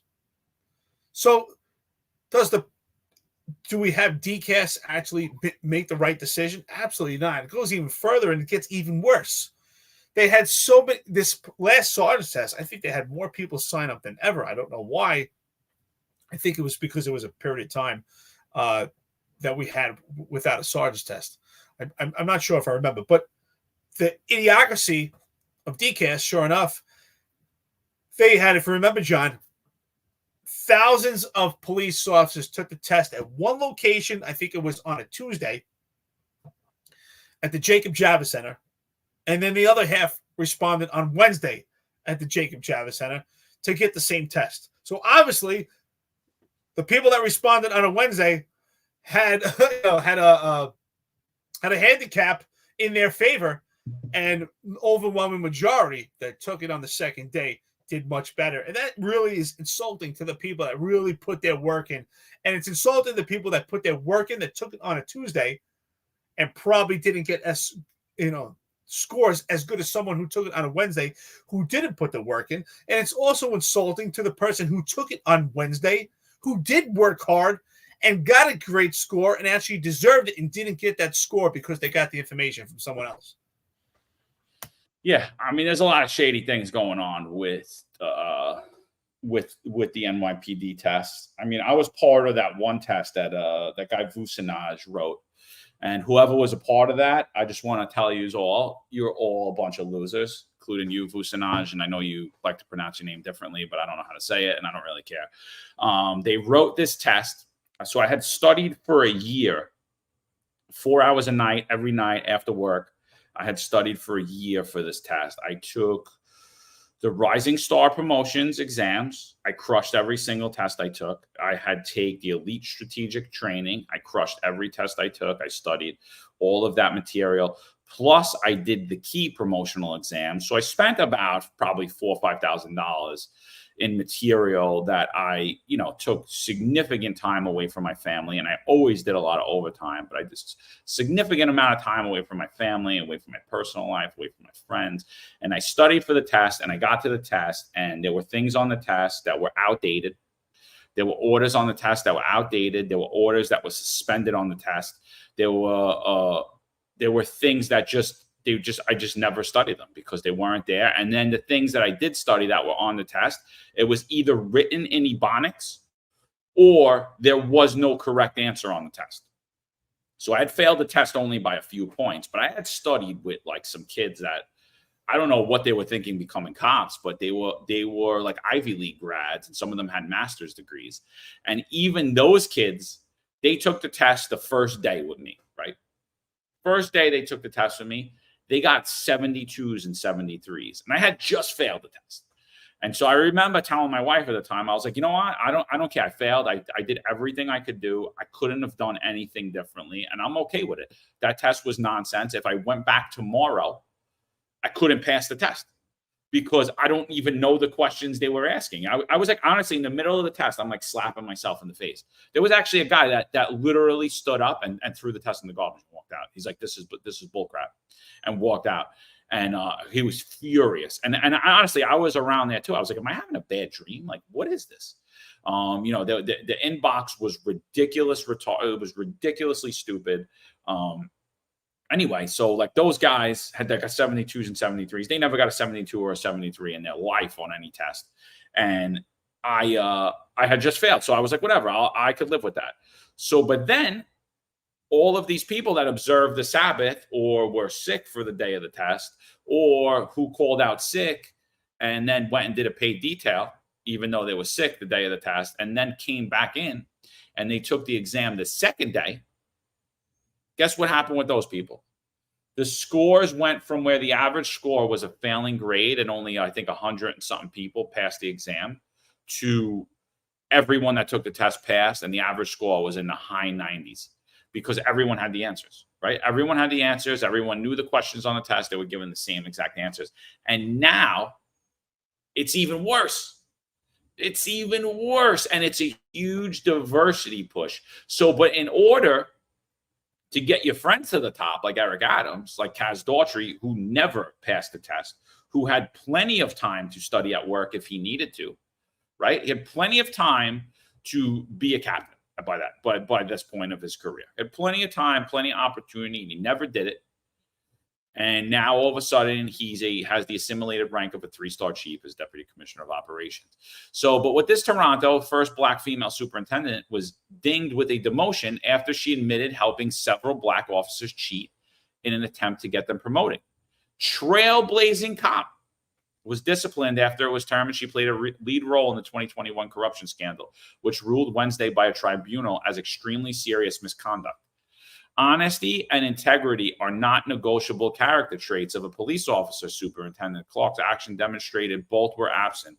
Tribunal adjudicator Robin McClary Downer reportedly said. Let's not forget that the NYPD Police Commissioner Ed Caban was also accused of cheating on his sergeant's exam. I got to be honest. I am surprised that she was actually disciplined and actually removed for this infraction. You know, in the climate of things, especially in Canada right now, you would think that they would say, well, you know, she's the first black female in this position, and we're going to give her some latitude that she's trying to help other blacks right now and create this diversity amongst the police department. I'm surprised that they did not take that angle. The fact that they actually disciplined her, I mean, is good, but there's absolutely no room for cheating. It's unfortunate, but again, it's funny that we show the analogy and the comparison to the New York City Police Department. And this particular administration has been plagued by allegations of cheating. It's absolutely ridiculous and far appearance of what we expect for leadership, especially within this police department and this administration. Totally lacks credibility. It doesn't even lack the credibility for an actual test. Ron Layson says here, is this the test where the PAA was crying? The test that John is describing, no, was written by Captain Vush. Was it Captain Vushkinov, right? He's a captain now. How do you say it? Vushkinov? I don't know. I don't care. I'll just say yeah. Well, it probably was a ridiculous test, and absolutely, and he made a point to make a test that was pretty much impossible to pass. A lot of people passed that by luck, unfortunately. Even guys that put the work and that knew the stuff did not pass that. The test that you were talking about, Ron Layson, that was actually my test. That was actually another ridiculous lieutenant's test. You know, you studied, you prepared yourself. It was almost, I've used this analogy before, but it was almost like you went to a boxing match and someone threw you a basketball. That was my test. We studied, and a good portion of it was these judgment questions that came from a different book that no one even knew about. It was some small inscription on the notice that we got from DCAS that no one even saw. It was overlooked. We had no idea. Was missing a lot of patrol guide stuff. It was a wacky test. These tests are all experimental, and unfortunately, because it's written by fellow people of that rank. Sergeant's exams are written by sergeants that are selected.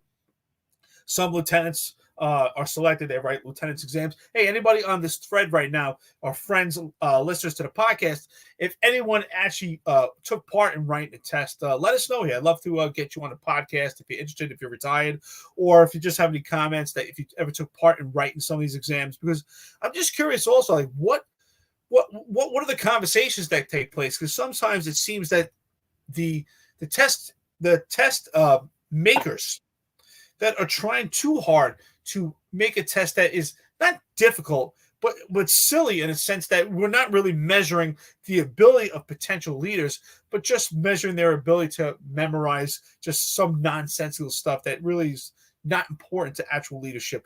But again, John and I spoke about this offline yesterday, and we both agreed that the test itself is not a measure of intelligence. It's not necessarily a measure of leadership. But what it is the most effective tool to eliminate and alleviate any potential nepotism, right? You have to pass that test. You have to show that you were dedicated and committed to something which shows that you are a person that can, put your mind to something and be dependable and pass these tests without any nepotism to get involved. Yeah, no, 100%. That's how Jimmy Shea, he used to teach at the Key. I don't know if he's still the superintendent for Jersey City. Dermot Shea's brother. He definitely has a spine, unlike his brother. But he said at the Key promotional exam, he's like, listen, does the test make you a good boss? Does the test make you a good leader? Absolutely not. He's like, but what's the other way? Who kisses the boss's ass the most? That's who's going to get promoted. That's the way today, though, and, it's funny. I'm glad to see that the Toronto Police Department still believes that honesty and integrity are non-negotiable character traits of a police officer, because the NYPD doesn't, right? We have a deputy commissioner who circumvented the entire promotional process, who's an admitted liar. He lied in interviews. He lied in court. He's an admitted liar. The police commissioner himself, John Schell, another guy who lied in the courtroom. I mean, these are definitely negotiables. I mean, they're actually, forget about it. If you aren't honest and don't have integrity, you will move further currently in the New York City Police Department. That are the character traits that the Adams administration looks for. Being a liar and not having integrity is the character trait to get you ahead in the Adams administration. And by the way, I'm talking to all of you. Anyone that's in the Adams administration, you're climbing up the ranks. You have honesty and integrity. You're not going to get that far. You're going to have to bend to go further. And don't tell me you're not. Don't tell me for 1 second. So if you're offended by it, good. I could care less. And that's just the bottom line. We see people who submitted fake vaccine cards who are still in their career. And then you have a man with honesty and integrity on this chat right now, Marlon Bethel, who's still terminated by the New York City Police Department. And you're going to tell me that honesty and integrity are non-negotiable character traits in the New York City Police Department? Absolutely not. They're actually rewarded when you're a liar and you have low integrity. And from what I hear is a lot of people that ended up with 50s and 60s on the last sergeant's exam, guess what? They passed it. And don't tell me there's not some form of corruption in there too. Don't tell me there's not some chief's kid that was in there too that couldn't pass the exam. And they're like, you know what? We're going to get you ahead anyway. Don't worry about it. So, I mean, I'm glad she got demoted. She honestly should be fired. She should honestly be fired. And for those of you that keep trolling me after I made the comment about the girl who submitted a fake vaccine card and after we did the show, I mean, check your own conscience, dude. Check your own conscience. So, I'll be in New York again soon. So you can keep sending your harassing threats and your harassing tweets. And I normally don't give my locations out, but I'm going to make it a point this trip to give my locations out because I just want to clarify to all of you that I'm not afraid of speaking the truth. And you could do and say whatever you like. I'll be there. Well, don't worry, John. Juju, 10-4-5-2 or whatever, Juju could be standing right in front of you and wouldn't say a word. And that's the character of some of these trolls. That's okay. You know what? Listen, if that makes them happy, God bless. Really, they're not trolling us. They're trolling themselves. These are insecurities that they have to fight within themselves. They have to look in the mirror and ask themselves what it's like playing pretend and having to hide behind a fake moniker. That's the one thing. You can say what you want about us. But you know our names and you know our faces. We don't hide. We don't run. We're talking to you in public. And again, same conversations we have behind closed doors are the same ones that we have in public. Integrity is so important. Unfortunately, it's missing from this administration. I see a lot of comments on here about nepotism. For instance, C.M. Lerdo. Is that how you say Lerdo? Puts nepotism has been lingering ever since 1845 in the department. And you're absolutely right about that. Nepotism is prevalent in all forms of organizations and agencies, but it's so important upon the leadership to actually have their finger on the pulse at all times so that nepotism doesn't get to the point that it's so egregious, especially what we see in the police department right now. We see the most egregious form of nepotism. We talk about issues of racism and bias and prejudice, especially within this administration right now, to have this chocolate administration. But really what it comes down to is nepotism, because it's not even about race, because pure example of that is our friend here. Marlon, I consider you a brother. we got to meet Marlon and learn a lot about Marlon. Marlon, we spoke to many times, and Marlon has been a guest on the show. And Marlon is a black man who should be a police officer, who should be working in the New York City Police Department. And he's not, because he's not in the circle. So he did not get the fruits of nepotism, even despite the fact that he is black. It didn't matter. Just to show that this whole appearance that this police department wants to give, that there's diversity and they're supporting black men and women, is actually just a lie. And what they're supporting is people in their circle and anyone that could benefit them financially, politically. It's self-serving. That's what you have in this administration. So here we are, the star himself, Mayor Eric Adams, the king of the chocolate administration, the king of nepotism, the pope of getting money in New York City, getting stuff done. I don't know what's getting done. You make that decision. Oh, Juju, here we go. Kaz was right about ex-NYPD cops who fled New York. I don't know what you want to call it, fleeing. We're enjoying our life in retirement. Absolutely. I didn't know I had to live in New York. Whatever, Juju. I enjoy living outside New York. It's fantastic. You should try it sometime, whether you're, I don't know, if you're a civilian, uniform, whatever the case you want to be. When you decide to retire, you should come. We can have coffee, sit down together, whatever state you like. I would love to meet you in person anytime. Yeah. Boots Malacca said they should have a polygraph like Suffolk County has for police officer candidates. I'm going to disagree. First of all, I think the polygraphs are highly flawed. I don't even think they're correct. And the polygraph only matters based upon the questions that you're asked. So I could ask you one set of questions and ask my friend a totally different set of questions. He passes the polygraph, and I could ensure that you're going to fail that polygraph. I could set the questions up in such a way that you are going to fail that polygraph. So I think it's a highly flawed process. And yeah, 100% nepotism's always been around, but the Finest Unfiltered wasn't. The internet wasn't. Social media wasn't. So when we talk about it, I mean, people always go back, it was always there, bro. Okay, so what? We're not allowed to talk about it because it was always there?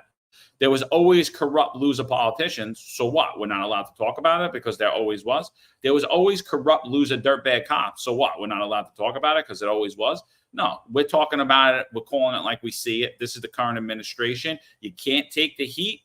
Get your butt out of the kitchen. So this is Eric Adams here. And he goes out to Nassau County, does about the most work I've ever seen him do, where he's driving a machine to burn the marijuana. Now, the illegal marijuana, that's actually legal in New York City.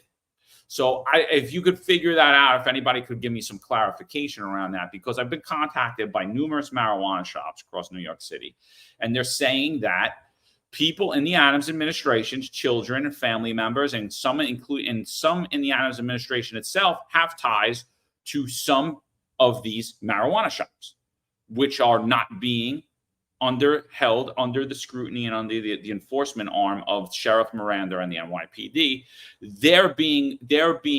And then others, while they're being ignored, others are arbitrarily and capriciously being raided and being hit and having their products confiscated for absolutely arbitrary and capricious reasons. So you see Eric Adams here.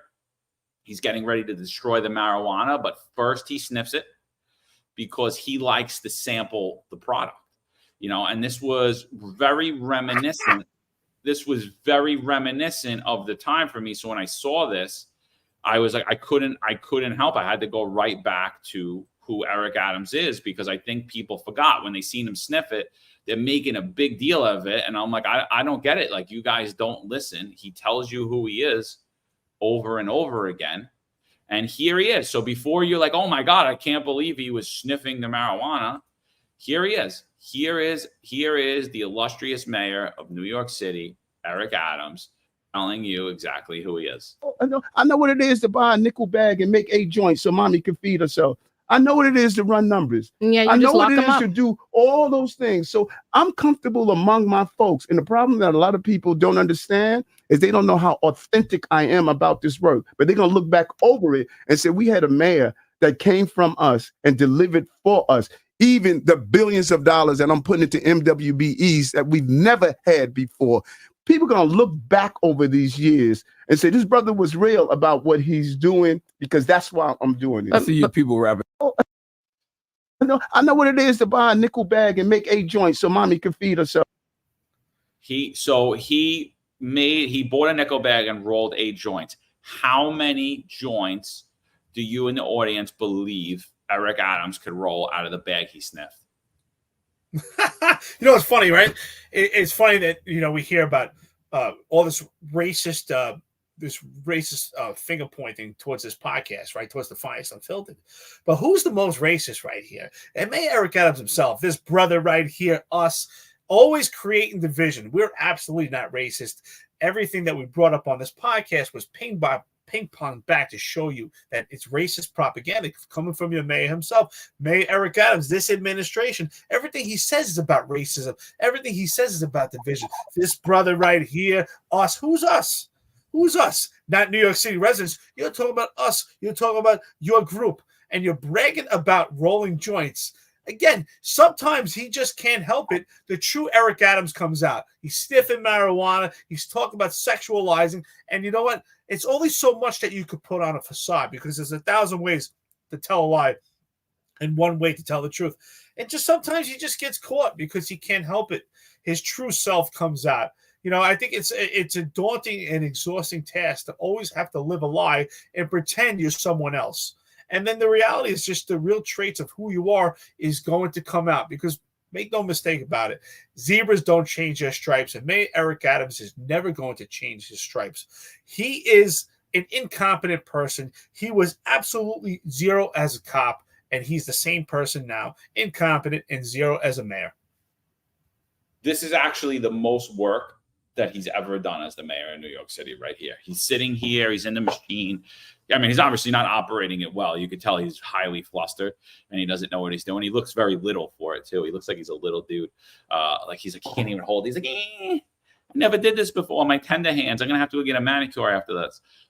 So you could see that that's him doing that. But yeah, the bootlicking for this administration is Marlin. You're 100% right. Marlin says, he says, I can never understand cops who defend this administration. You look at things like the vax and criticizing Adams and Kaz have such a myopic view that you fail to see the ramifications of your pension, your mental health while you're still on your job. And it's not just issues with this administration. This is going to be your problem, too, once they can no longer hide the true state of things. And you're right, Marlon. I mean, that's the problem. The bootlicking is it just doesn't stop. Oh, these things have always been. Oh, so we should accept them. Oh, we should accept the failures of the past. I don't think so. I don't think so at all. This article comes out from City Limits. Never heard about it before. Sal Greco sent this to me earlier today. I think he covered it on his show earlier today as well. NYPD political harassment breaks the law, an opinion by Albert Fox-Can and Jessica Lynn, who once again ignored the things and the stuff that's happening to myself and Eric.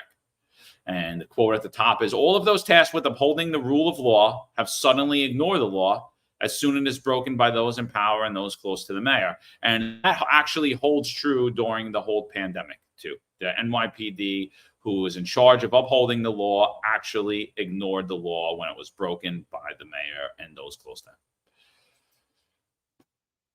Well, this administration absolutely has to be held accountable, especially John Shell and Kaz Daughtry.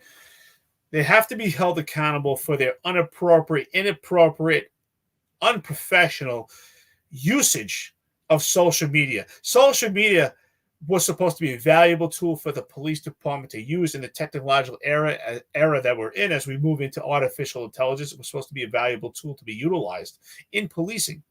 But it's been used and weaponized to protect egos over everything, egos over actual police work. We have John Cho, Chief of Patrol, Kaz Daughtry, Deputy Commissioner of Operations, making a substantial salary working for the police department, leading the most iconic police department in the entire country and arguably in the entire world. And they're out there using and weaponizing social media for bullying tactics. It's absolutely ridiculous, not pushing back on proper narratives.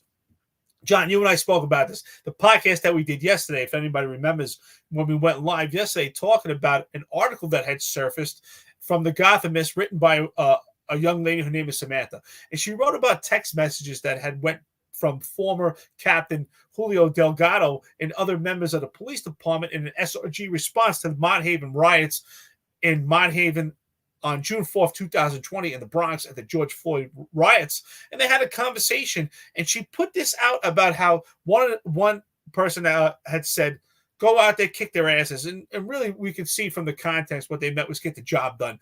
This would have been an opportunity for John Schell to push back on the narrative.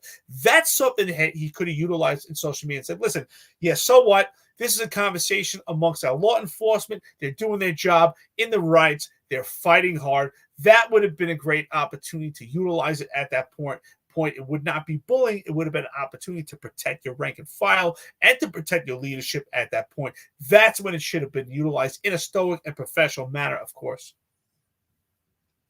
Yeah, it's honestly at this point it is criminal. I mean, it's been criminal. It's been criminal since last year, all the stuff that's been happening. Let's go through this article a little. Political spin from the police is nothing new. But recently, NYPD social media tactics are so brazen that they actually break the law.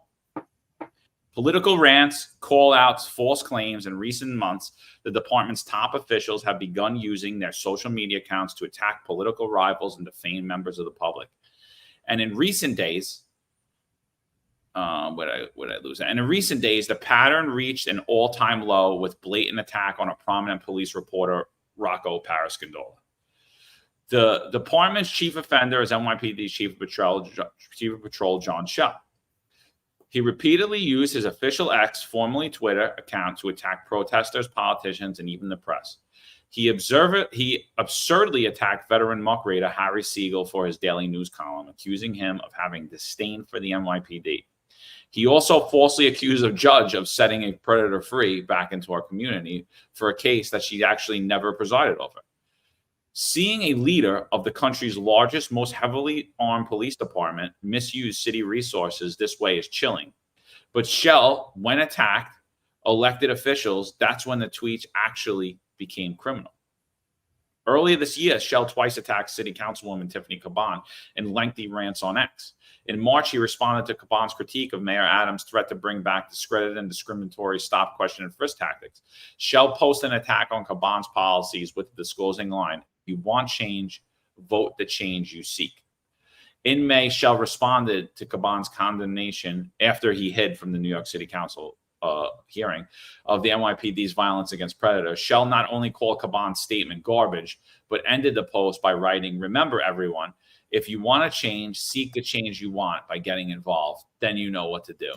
This isn't some obscure figure within the department or some level B cop, by one of the NYPD's highest uniform, speaking to an audience of more than 45,000 followers from an official account, New York City social media account. And Schell could not have been clearer. He used a massive city-owned bullhorns to urge New Yorkers to vote against Caban in the next election. What do you think about that, Eric? Well, I think they're right. It's actually criminal what's going on here. But what was left out and omitted from this article was that the first attack was a smear campaign, threats, harassment that was actually facilitated, where a fake moniker created by All Cops Are Woke, which we know, and it's obvious and apparent, is tied to John Schell and Kaz Daughtry, that attacked and threatened the lives of our kids. So they forgot and admitted the fact that two retired lieutenants who have a podcast, who are living outside New York, who do have their First Amendment right to give their critical opinion, which includes the New York City Police Department, was the first that was under attack. Everyone else came after this podcast. So that part was admitted. And yet they continue threats, harassment, smear campaign, slander, and libel towards this podcast. And you know what? In the face of this adversity, John and I will not go away. We will continue. We will be here live every day through these threats.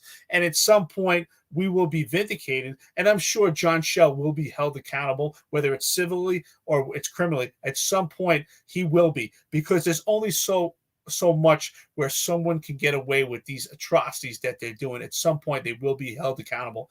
I do believe that time will come, whether it's financial or it will be persecution and prosecution. But at some point, they will be held accountable for this unprofessionalism. Not only is it unprofessional, but it is criminal. I've been saying that for a long time, John. I actually believe that it's actually part of domestic terrorism. I said, because they're using the weight of the police department to use as a bullying tactic. It's absolutely an act of terror. So what about the NYPD highest uniformed officer who speaks to a much larger audience than 45,000 followers, by the way? He's speaking to an audience of over 12 million people from an official New York City social media account, tweeting cryptic messages and unidentified hashtags at this podcast. What about that? Why was that not brought up? Why does no one seem to care? I thought it was horrible what Kaz Daughtry did when he attacked Rocco Parascandola, when he physically threatened him. But what happened to Harry Siegel and what happened to other reporters was merely just mean tweets, right? And it was unprofessional and unbecoming of a police officer and probably illegal. And I probably might agree with the way they word this. It actually does sound like it's electioneering when they put it into perspective. I think he wasn't electioneering. But what about the attacks against us? What about using the NYPD people, his number one A unit that they claim that is the best unit since sliced bread? What about them smearing, slandering, attacking, and attempt to intimidate this podcast? What about that? Using them while they're on duty, taking our names, running our names, finding out our addresses. What about while they're on duty, calling around to our friends to see where we work and where we live for nefarious reasons? What about sending the police commissioner's brother, criminal buddy, after us to threaten us? What about that? Those things are 10,000 times worse than what they're laying out in this article. Threats to our personal phones. Threats to our personal phones. Threats to our personal phones. I forgot threats to our children, threats to our lives. I forgot those things. I'm sorry, because there's just so much and it just builds every day that I have a hard time just consistently repeating everything over and over again because I can't even make sense of it. But, they conveniently leave this one out. As one of New York City's top cops, Shell should have been one of the first to know he was likely breaking the law. Shell has complete freedom to use private accounts in a personal capacity however he sees fit. But official city platforms are a different matter. I agree, but the problem is John Shell is a nobody loser. And the only people he's going to get to follow him is if he uses his position within in the police department, because even those people that are close to him, once he's gone and he retires, will quickly distance themselves from him. So that's why he doesn't use his own account. New York law comes down hard on city employees who misuse their office to influence elections. New York election law states that police officers who use their official authority to influence the vote can be punished with up to 1 year in jail. Shell's statement, including his claim that Caban hates our city, certainly does not represent the great people of New York City, fits that description. I'm going to agree again. It also violates New York City charter when a city employee engages in any political activity using city time or resources, which happened to this podcast, right? Those convicted not only face potential jail time, but have to forfeit their city job. City employees with less political connection than Shell have been held culpable for using city email accounts to send an endorsement to coworkers. Shell didn't just email a few colleagues. He posted publicly to tens of thousands of followers, and his comments were picked up in news stories and seen by millions more.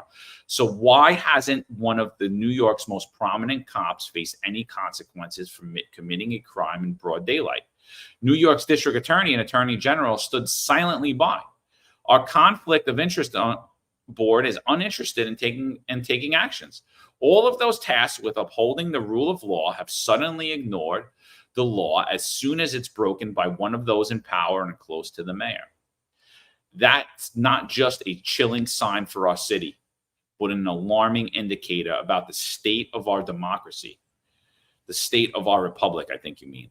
When the police sworn to uphold the law can openly violate it, that doesn't just bend the rules, it breaks our democracy, our constitutional republic. And listen, Nighthawk 13666, thank you so much for being a friend and listening to the podcast. I appreciate it. He says, that's crazy. If they really did that, John, that's aggravated harassment. Absolutely. So there's a fake moniker, Nighthawk 13666. It's called All Cops Are Woke. That was all over Instagram. Actually, this particular fake moniker contacted my personal phone with numerous threats, contacted John and I both through Instagram, through numerous direct messaging, and actually put out pictures of kids indicating that those are our kids and hope they have a healthy life, with pictures of the map drawn on a line to Florida, with pictures of zip ties and other threats threatened to kill our kids. So this is what we faced. Also a smear campaign by the CRT team. They threatened to have fights with us. Absolutely ridiculous. We're running our information on the department computer, trying to find out what type of work that John and I do, what we do in our personal lives, trying to suppress our First Amendment speech. This has been a complete coordinated attack, and now we've been referred to as racist. There's quite other things that I'm probably not mentioning. This has been happening for months, and we will never back down. Absolutely, we will never back down. We're going to stand in the face of adversity. We're not afraid of them. I got a tattoo on my ribs, says death before dishonor. Listen, I've been to Iraq. I've been to combat, served almost 20 years in the police department, grew up in New York City. There is nothing that this administration is going to do to us. Been coined as the most complained cop. John had to leave his job because of mandate. There's nothing this administration can do to us to intimidate us. This smear campaign has to be addressed, though. They have to be held accountable. And that's why I find it extremely problematic and, fault with this article that they left out the fact that this particular podcast, 2 retired lieutenants were attacked, completely smeared, and threatened our children. Absolutely ridiculous. And John and I were pretty tolerable of it. The CRT team threatened. They wanted to fight with us, which I thought was pretty laughable. I don't think they want to fight with me and John. I don't think it would go too well for them. But I thought it was laughable. We were tolerable. They were saying things to us. We didn't really care. But when they started to threaten our children, that's where they crossed the line. Absolutely, they made a complaint to the Internal Affairs. John and I both did. I have no shame in doing that. They crossed the line. Once you start threatening our children, you cross the line. You're no longer a cop. You're unhinged, and you shouldn't be out there with a gun and a badge in the public. You're a threat to everyone in the streets. So we had to make that complaint. Absolutely ridiculous. And still to this day, the Internal Affairs Bureau has refused to give us the identity of who all cops are woke is. We have a good idea of who it is at the same token. And they will meet their justice one day. I'm sure they'll be held, by God. I'm not threatening any violence. I don't have to, but they'll be held accountable. There is karma. I do believe that. And that person and those persons, because I believe it's several handles, they're cowards. Absolutely ridiculous, because we're given our First Amendment right and standing up for the rank and file more than they ever have, more than this leadership, which if they've give amenities just to the people in khaki pants, not the overall general population and the unions. No one has stood up for the cops just in the way that John and I have stood up for the cops, especially the rank and file, in a manner that we've never seen before. And again, we will stand up. We will stand proud. I'm not afraid of anyone. I'm not saying I'm a tough guy. John says that all the time. I'm not saying we're tough guys, but I refuse to be afraid. I refuse to be afraid. I will stand there and face adversity. I will stand right next to them at any point, at any time. And they know that. Criminals with badges, Nighthawk says. Yeah, I think they laid it pretty well out. They just didn't go fully onto the exactly what's happening. And I think it's a damn shame on the media themselves, because they just show their own disdain for the police. So we're kind of caught in the middle right now. But I could care less, to be honest with you. I could care less. I don't need the police department or the media or anybody else or anybody in the police department to affirm me or my beliefs. And I know Eric feels the same. Marlon says the merger of the police department with the mayor's public relations equals the Ministry of Truth. 100% right. 100% right. That's exactly what it is, Marlon. I couldn't agree with you more. It's well said. That's exactly what is happening. And, it's a damn shame to watch what this police department has become. So yeah, I'm with you. I said it a couple of podcasts ago. I believe John Shell should be removed. I 100% agree with whoever wrote this article that what he did was criminal and he should also be arrested. I also believe Kaz Daughtry should be removed from his office as well as Edward Caban. I think that these are low integrity individuals who have proven themselves time and time again to not be fit to have a badge or a gun, and they should be held accountable for their actions. John Shell should 100% be held accountable for their actions. How are you going to enforce the law when you yourself make it daily to align with your mayor? When the mayor, and that's just a problem. What we've seen in New York City today is currently that the police cannot enforce the law properly. They're just not. The upper echelon, the NYPD, is breaking the law themselves, and that's turning the public against them. And then when the police are actually enforcing the law, the public's going against them, and their own people that are on top that are supposed to stand up for them don't. So, I mean, it is what it is, and I can't, I just can't say enough about it that they should be removed, and it's disgusting that they're not. And anybody that supports this administration, shame on you. You're either not paying attention, or if you are, you're too stupid to understand what's happening, and I feel bad for you. Well, clearly Juju's stupid, but we know who Juju is. That's okay. Complete loser. Trolling this podcast, but really what they're doing is just showing their own insecurities and solidifying that what we're saying on this podcast is accurate and correct. It's really sad at this point. I said it months ago, and I'll say it again. I believe it's an act of terror. As the chief of patrol, you have extreme amount of power, using the weight of the police department through social media to create a violent environment. And I'm using the words of Mayor Eric Adams himself. He said that the rhetoric on social media can be attributed to political violence. And that is actually what's been happening and attributed and pushed towards this podcast.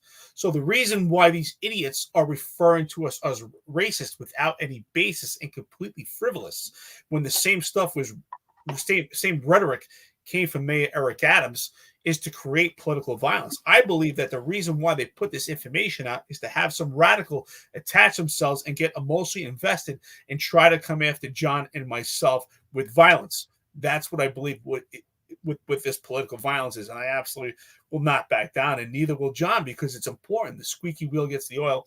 It's important that we speak out and speak the truth, and we have to be critical. Especially with this administration that we have right now. They're acting like complete thugs. They're out on social media bullying people. I mean, just think, for some of the active police officers that are on this thread, or retired police officers, could you imagine if you were on social media, or before social media, if you're retired that long ago, and I thank you for your service, could you imagine that you were just out in public telling people, if you say this about the police department, we're going to do this to you or do that to you? You would consider that harassment, right? That's bullying by the police department. This, in no way, shape, or form, is nothing further from that. This is an act of terror, absolutely. And far worse than if you actually did that in public in that manner, because the reach that they have on social media reaches millions, just as you said, John. Not only just in New York City, but on the global level, people see this and see, wow, the New York City Police Department is beating people into submission, is not allowing them to have their First Amendment right if they're critical of this police department. How tyrannical, and the fear that they would intend to cause. And of course, it did not have the same adverse effect for John and myself, because we're retired police officers, retired lieutenants, and we understand the silver linings of the police department, and just the people that we are. We're not going to stand for it, and that's why we're able to continue doing this podcast. We received opposition from the union, opposition from Cop Watch, various lefties, different entities, different individuals, and we're still standing here, and we're going to continue, and we're going to support the rank and file. And we want to thank the friends and listeners on this podcast and your comments and you weighing in, because it really helps us to propel us to keep going forward. And we're building this together. And I thank you for that strength in numbers. And I really appreciate Nighthawk 13666, AJ, Imp Franco, CM Lurdo. I mean, just Marlon, of course, Booster Malaka, just weighing in with your thoughts. And of course, Hassan, always early on with as a listener.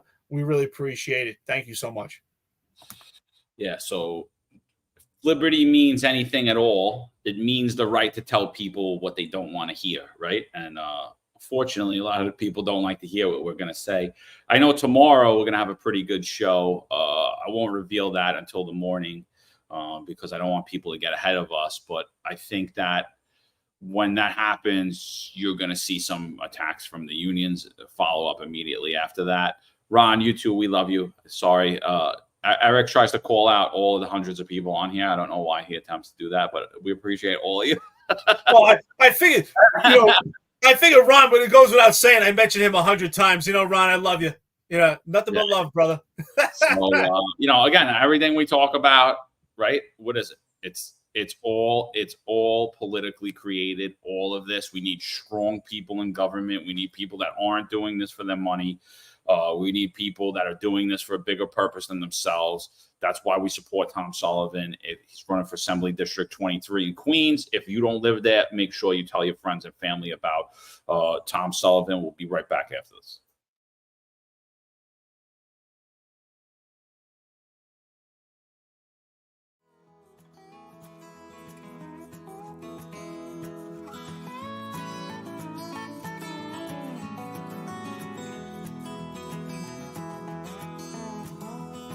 Tom Sullivan is the Republican, Conservative, and Common Sense Party candidate for New York State Assembly District 23. Tom is a financial professional who served simultaneously in the United States Army Reserve for 30 years and has now retired. His district covers Ozone Park, Lindenwold, Howard Beach, Broad Channel, and the Rockaway Peninsula. Come November, I would empower our law enforcement agencies to go out there and do their job and not put them or their families or their pensions at risk for doing their jobs. We need drastic change in Albany so that we have a say in this matter, and they realize people of New York State will hold them accountable. The Sullivan family has a legacy of service. Tom served for 30 years protecting and defending the rights of others. Come this November, he has earned your support. This advertisement's paid for by the Friends of Tom Sullivan. All right, people, we're back. So listen, we're going to start to wrap this up. There's a lot of stuff, man. I didn't even get to a quarter of what I had today. Tomorrow will be a pretty interesting topic. We'll be live at 8:05, and then we'll shut down for the weekend, right? Today's Thursday. Yep. Eric, final thoughts on all this? Absolutely. I think let's sum this up. The reality is that police officers need support because they have the observational skills to actually detect suspicious behavior. Of course, residents, it's important that their ears and eyes are open to help assist the police department. But it just shows that the politics, the legislation we have, the media, is not in a position to understand law in the manner that police officers do. I think this law is absolutely ridiculous. I think that the way it was before as a summonsable offense was fine. And even before that, I think if it wasn't on the books as a law, I don't think it's necessary. What we need is actually support for the police officers, that if they see someone wearing a mask for suspicious purposes, just as if someone was walking with a bat, they could have that bat if they're playing on a baseball team, but they could also have that bat for nefarious reasons. So it's really incumbent that we support our police officers, and that's why we have our finger on the pulse. Some people say, just like we talk about nepotism, well, nepotism's been around forever. Yes, it has, but we can make the world change. And we can't make the world change in minutes. It takes time. We have to work together. Rosa Parks stood up for something important. So did Martin Luther King, and that's how things change. And it takes time. We can make changes also. We shouldn't have to accept if there were wrongs that just continue on forever. If there was a disease that was happening and we could find a cure for that, we're just going to say, well, that's been around forever and just deal with it. No, we need to evolve. That's the whole point of life. And we have an opportunity to live and make changes, and we're doing this together. I can't thank our listeners and friends of this podcast enough, and even the trolls, right? You're important too because you make the conversation go, and we appreciate the algorithm. So Juju, you said no love. I got love for you too, brother. Thank you so much to everyone out here. New York's Finest Unfiltered podcast. John and I will be back tomorrow. I think tomorrow is going to be an outstanding show. You'll be surprised by it. So we'll see you then. Yeah, absolutely, man. So, and just, Boots Malaka said Esposito, Allison Esposito is running for 18th district for Congress. She's a retired deputy inspector in the NYPD. Boots Malaka, like I said, we need strong candidates that aren't doing this for money and who are out there and not afraid and not doing this for any other purpose. I haven't seen Allison Esposito on one topic other than the border. I never saw her during the mandate. I never seen her here. She shows zero support to myself and Eric. She's yet to come on to this show. She actually retweeted me once by accident and quickly removed it. So I'm not a huge fan. If I was in New York, would I vote for her? Absolutely. I'm not voting for communism, but she's not far from it herself. She's a weak candidate as far as I'm concerned, just like Lee Zeldin and the rest of the Republicans. We only support strong candidates. You know, we had Tom Lapola on here, strong candidate. We had obviously we support Tom Sullivan, strong candidate. These are men that do not need to be doing this. They're not doing this for money. They're doing it in later years. They're not doing it for clout. These are people who already have a lot of money and a lot of weight in their communities. They're 100% going against the will of their family by putting themselves out here in the political arena, and they're doing it because they believe in it. There's certain candidates that I could tell are just playing politics, and you could tell I don't align with them.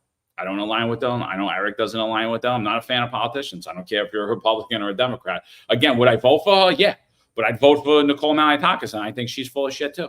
You know, and I'd vote for Joe Borelli, and he's full of shit too, because there's no one in place to them. What are they doing to mentor new candidates? What are they doing to get strong candidates in there? How hasn't anyone in the GOP reached out to myself or Eric to see if we want to run for a seat that remains unchallenged in New York or in Staten Island?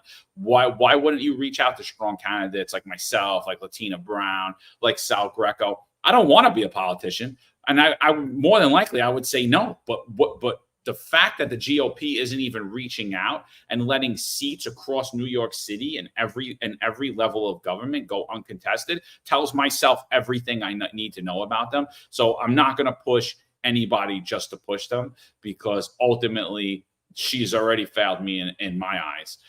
So I'm not a huge supporter of her. Would I vote for her? Do I recommend you guys vote for her? I do. But other than that, doesn't even need to be said. Tomorrow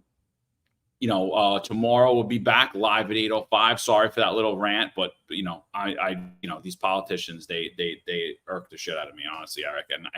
And they want us to sit there and support them. But do they support you, Eric? Did you hear from Allison Esposito when she was on the job? She was on the job during the mandate. Did she reach out about the most complained cop and try to help you? Now, it's funny you say that.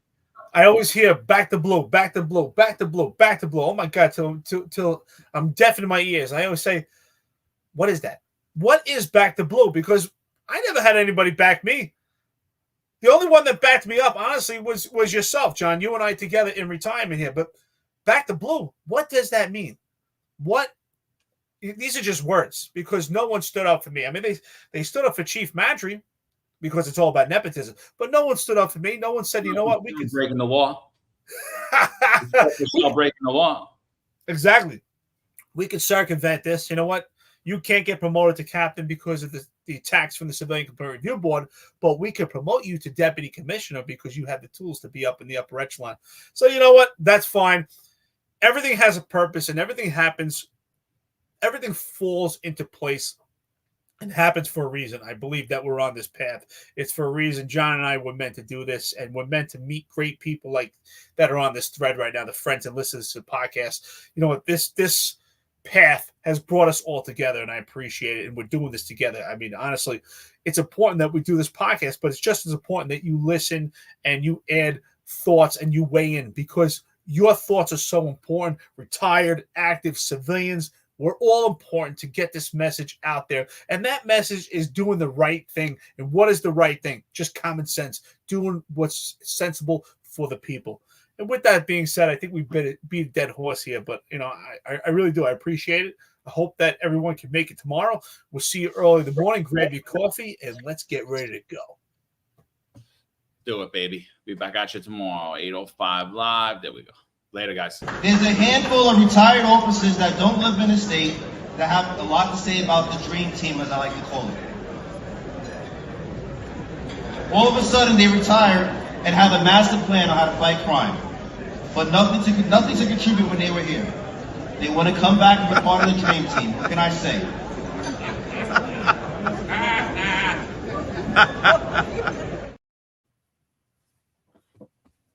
All right, baby.